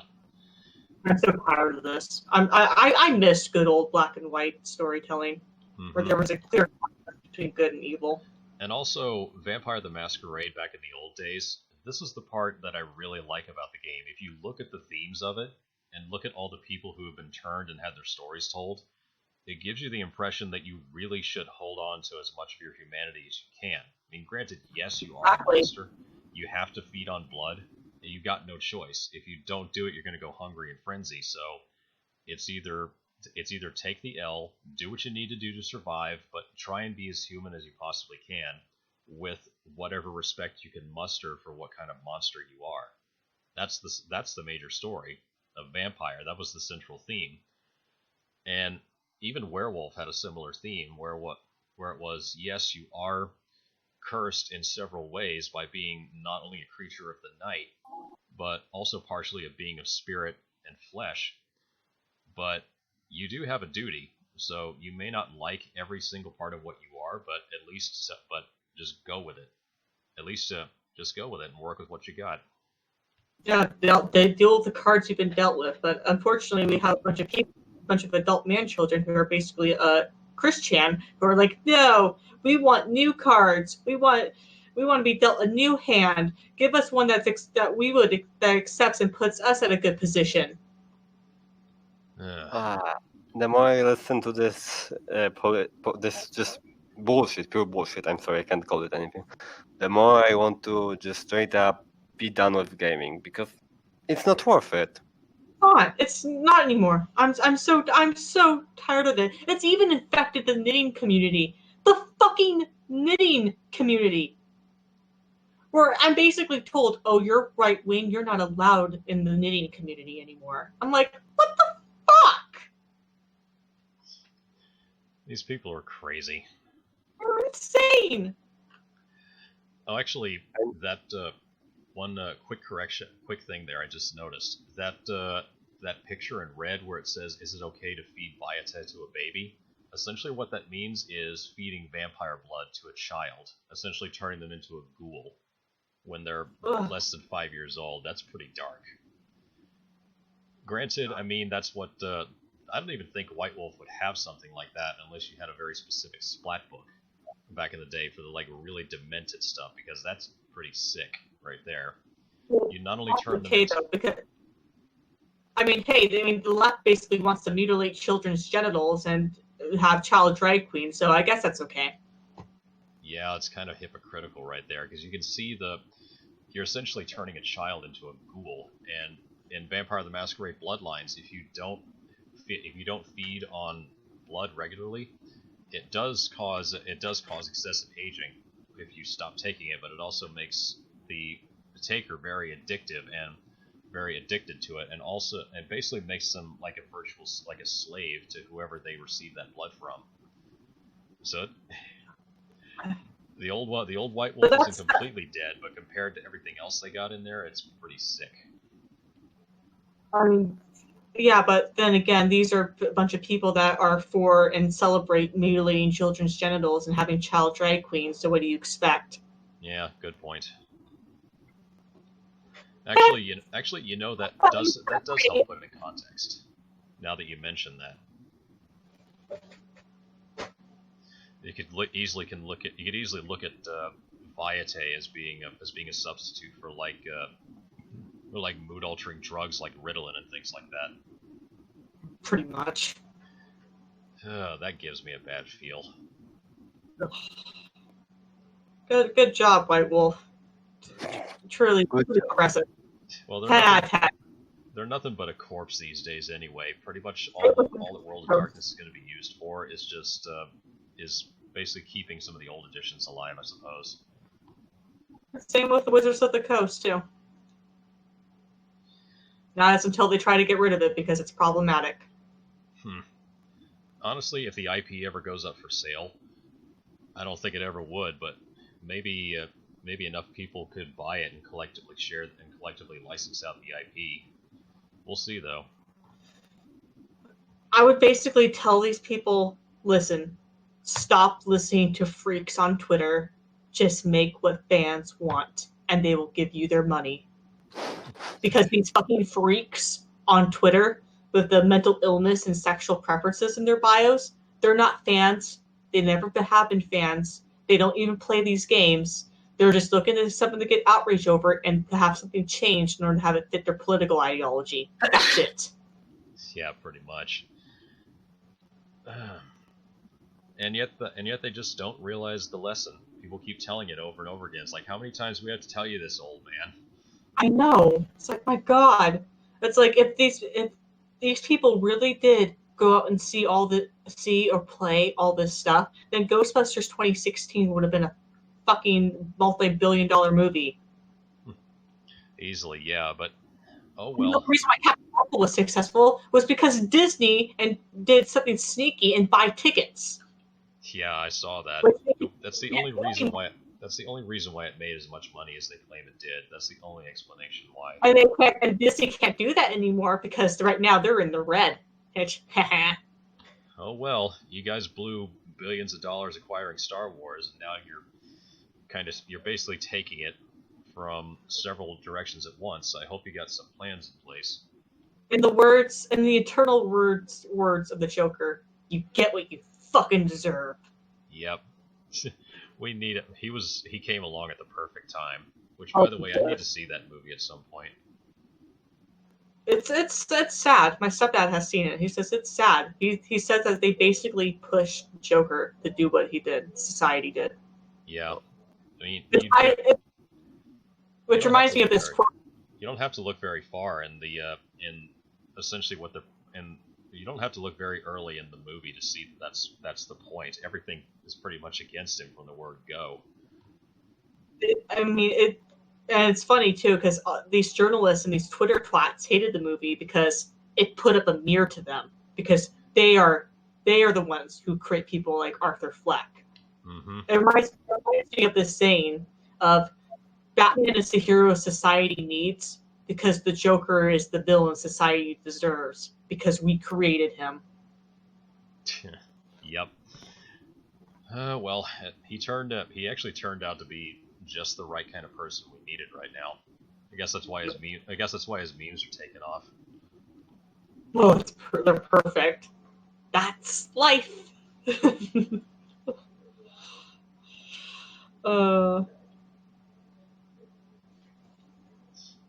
Yeah, I would break out a vomit too. The fascism and play it, everything. It's so fucking stupid. And of course, they dress it up. They dress it up in a way that they here's their little game that they like to play with that. They always like to point out that, well, the only reason you're raising this is because you're a neo-Nazi yourself, and the only way to rightly respond to that is because we know what you're doing here. You consider a neo-Nazi anything that doesn't agree with you. You just dress it up in such a way to get away with it. I remember something that Yellow Flash said. He goes, "No longer is entertainment anymore." Because in my set of entertainment used to be, "Am I good enough to be your fan?" Now it's, "Are you good enough to be a fan of mine?"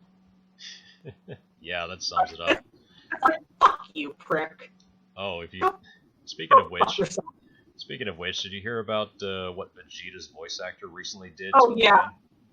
He turned down a gift from them because he did a little checking of her profile and found out, I believe she was he or she, I can't remember which, was a Trump supporter and a right-leaner, and he's like, "No, I can't accept this because you don't think the same way I do, so I can't accept this." Like, you asshole. These voice actors, I swear to God, it's like, I'm sorry you weren't good enough to be a real star. So now you have to settle for voice acting. It's like anybody can do your job, you fucking asshole. I mean, I can go right now and voice act work on fucking Buford casting call, and I've also hired much more talented voice actors than fucking Jamie Marchi and Monica Rial. Mm-hmm. Well, a lot of the voice actors that really have talent these days, I imagine they don't want to get into the industry because they see what kind of assholes run it. It's like, why would you want to get involved with them in the first place? You know what's coming you know what's coming when you're working with them, so why bother?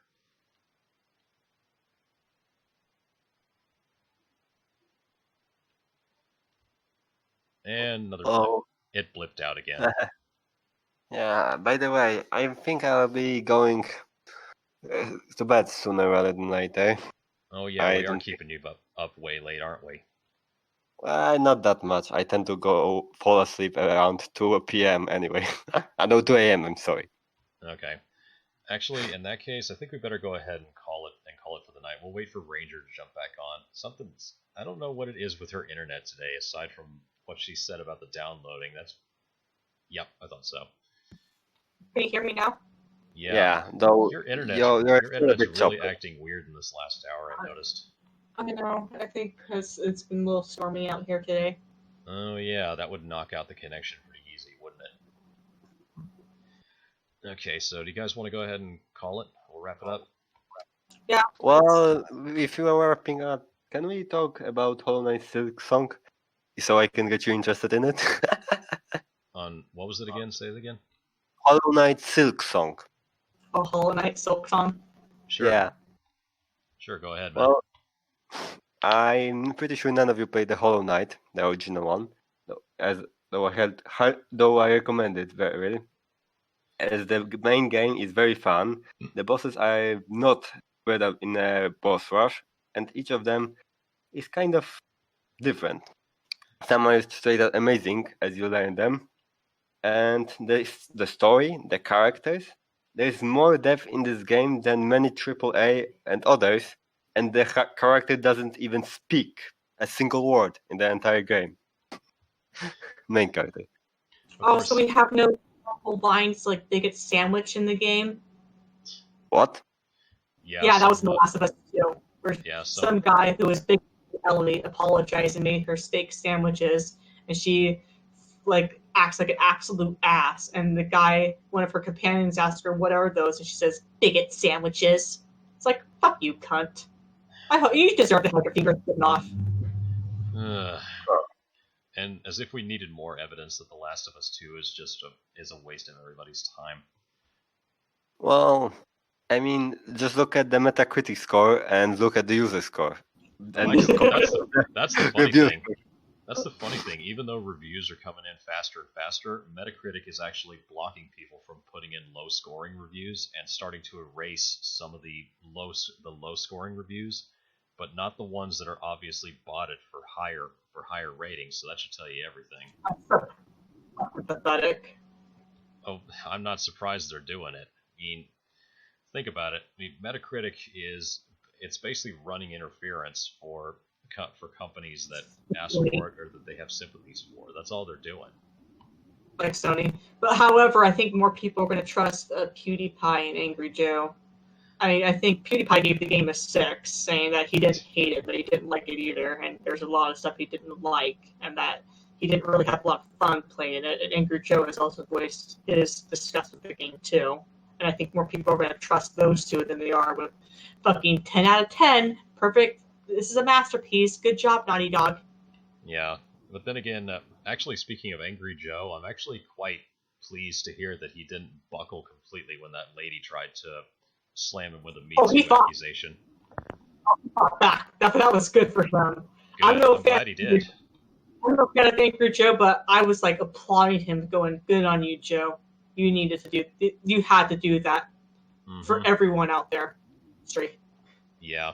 Because this is ridiculous. And with Justin Bieber too. I can't believe I'm out there like cheering for Justin Bieber and Angry Joe because those two are fighting back against the allegations. Justin Bieber, he's suing the girl who falsely accused him of rape for $20 million. Nice. I don't even think she can pay that, but good Nope. on him. You men have to fight back. I mean, I know you're worried about the courts not favoring you, but if enough of this happens, and if enough men go to court for where, hey, this is getting suspicious, all these women who are Me Tooing these men, maybe the court system will start waking up and get a fire lit under their ass and stop favoring these women being gynocentric. Well, honestly, what needs to happen is this: is that there needs to be a clause on the books that if it comes to light that you are in fact lying about what you're accusing someone else of, then you will be receiving the prison sentence that would have been meant for them, and that you have to confirm all this in writing. Granted, you already have to. You're already speaking under oath, and you can't be violating that. If you're lying on the bench or lying under oath, I mean that's already perjury by itself. That's a crime in and of itself. But there needs to be harder laws on the books about this. It's that if you want to accuse somebody of this, you better be willing to defend it to the very last wire, because otherwise it's going to be you who's going to be hitting the slammer for lying and trying to ruin someone's reputation. Exactly. And these women need to be put in their place. They need to be taught that they need to be told that they can't lie about this anymore for their own expedience and also to further their own careers and get victim bucks. But they need to stop. But it's not as simple as you make it out to be. Sure, some will be punished, those that go after big shots, but how many of those women go after lesser men, after better male providers, and ruin their lives before running off to chats? Mm-hmm. That's how they build their confidence up, as they go after easier targets. I mean, RangerBoo, no offense to you or other women, but in today's world, the men are kind of in a lose-lose situation. If they try to walk up to the girl and ask her for a number or even talk to her, anything, they can be accused of molestation of That's what I've been telling the guys on MMA. I'm like, it's so hard for men now because you so much as flirt with a woman and you don't look like Tom fucking Brady, they'll accuse you of rape. Exactly. And that also means if the man can't even approach the woman without a threat of being accused of rape or sexual harassment, they're going to stay away. And if they stay away, they won't get married. If they won't get married, they won't be children. If they won't be children, they won't be economy and anyone to work for them. That's what I've been saying that too. And I was a victim of sexual assault. And I look at these women who are like, they want to be victims. They want to revel in victimhood. And I was taught, and I was told by my therapist and my psychologist, you can either be victorious or you can be wallow in victimhood. Well, it's the master and slave mentality. They don't they're not interested in being masters over their lives. They want to keep being slaves to the victim complex and basically getting sympathy bucks by way of dopamine rushes. Yeah, that's all it is. It's a dopamine rush you get on Twitter and the clout you get on Twitter because the left has taught and feminists have taught this is how you get power. This is how you get clout. This is how you become famous. By being a victim. None of them ever mentioned the side effect of that though, which is to be perpetually miserable. It means you just seek out more misery, and then you never want to drag yourself away from it.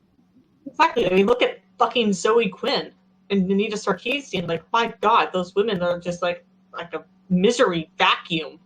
Well, we never expected anything more from them. I never did. Ugh. Horrible, evil women. Evil. Well, they'll have to learn some hard lessons eventually. Oh, they are once they hit 40, and there's no man that wants to be around them, and their eggs dry up. They will hit the wall. I'm sorry. Yep, they will hit that fucking wall so fast. Ugh. So fast there'll be an imprint of their face on it. Yep, a bloody imprint on it. I've had a discussion, I say, but I think it was an interesting topic.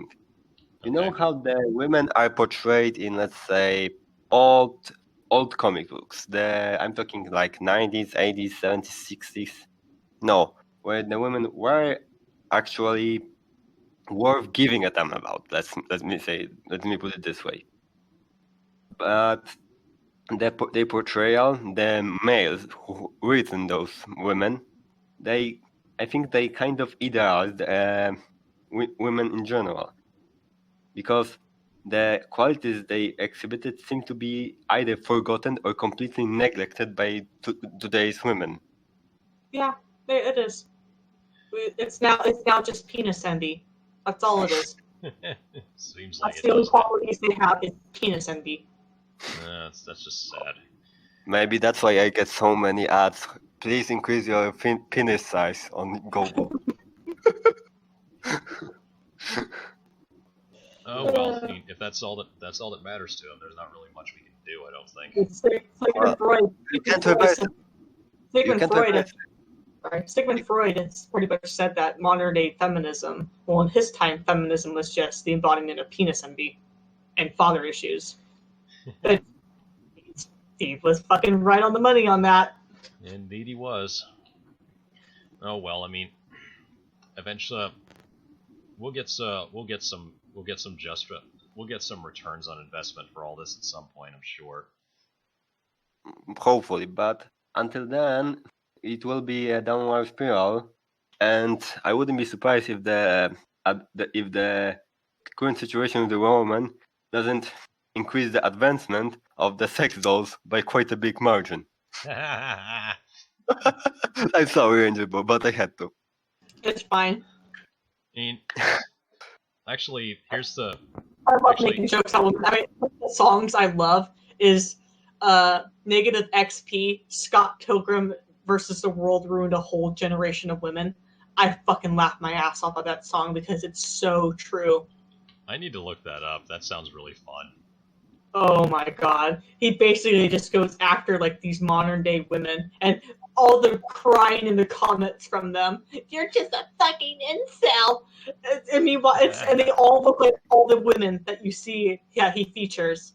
I love what people are saying in the comments, like him, 6'5", no job, went to jail 3 times, baby daddy to 3 different kids, and it says her, and she goes, "Did you say 6'5"? Nice and tall. Yeah, that's what I told Dopamine. The women only care about the 3 sixes: 6-pack, 6 feet tall, and 6 figures. Yeah. 6 figures, Oh. yeah. But in fact, there was a study some time ago that when compared to the list of requirements, the male's head and the female's head, the males stayed relatively unchanged over the course of years, but the women's, it increased, and increased by a lot, unfortunately. Yeah. It's like a red letter media joke of men only care about 2 things, and that is, number 1, is she hot? Number 2, seriously, bro, how hot is she? While women, it has 9,999 different things on their list for men. I guess I can't argue with that. Oh, it's true. It's like no man is ever good enough. Yeah, that's the sad part. I love that. My other favorite comment of mine was, he needs to be 6'3", own a Ferrari, make a 6-figure income, and look like Zac Efron. And the guy goes, I just want her not to be fat. And the girl goes, shut up, Hitler!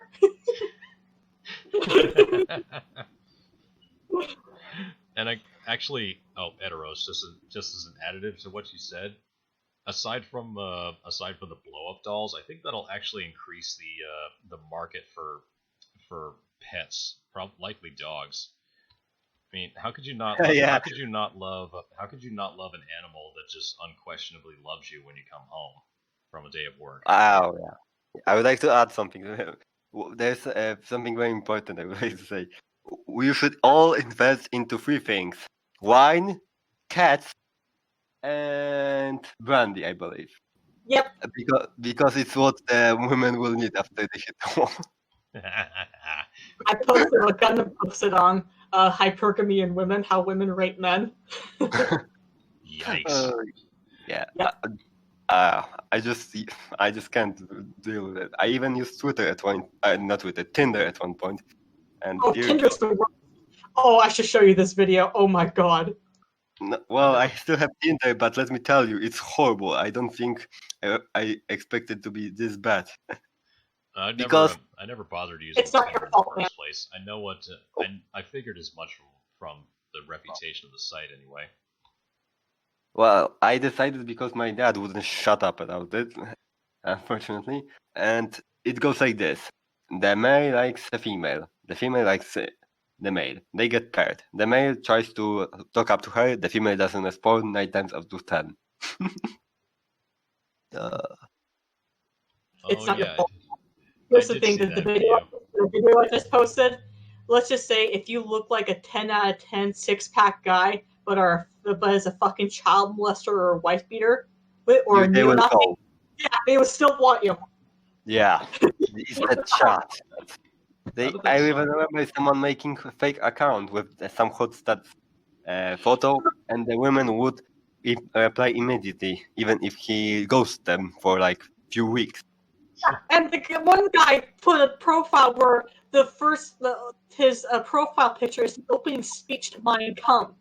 And women are like, oh my god, that's so, oh my god, what is that? It's like, it's German, like, oh, what is it? And he wrote, it's a quote from a great man. He's like, oh, that's so cool.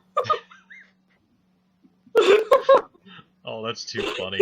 And then, of course, we had that incident a couple years ago where this guy who was making fun of gender studies degrees, he basically wrote an entire dissertation that was a feminized version of Mein Kampf, and nobody recognized it until he pointed it out. He got so many praises too from feminists who are like, oh, this is so great. This is one of the best works I've ever read. It's like, it's literally Mein Kampf, you dumb twats. School teaches you nothing these days, apparently.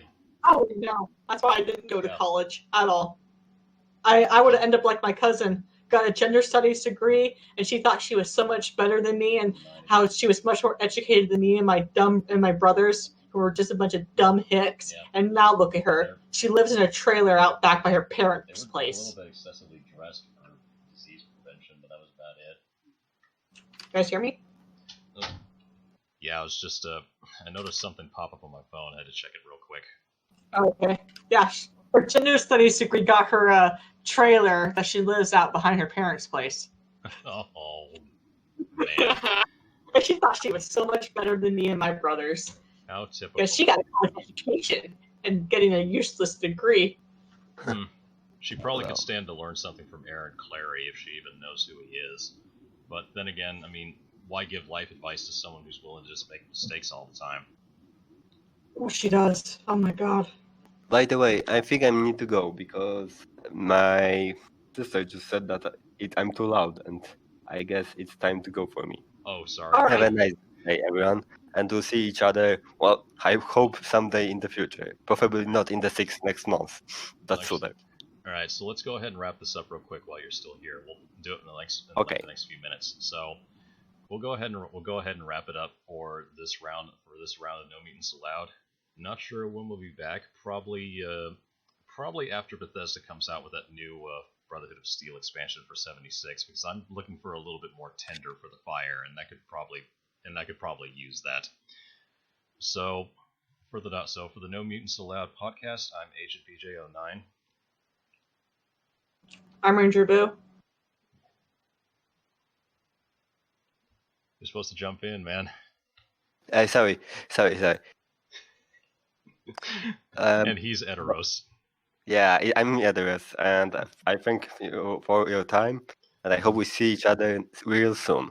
And in case the person who was with us previously, he goes by the name KingArthur. So hopefully he'll be with us the next time. When that is, we're not sure, but we'll see you all again. You have a good night.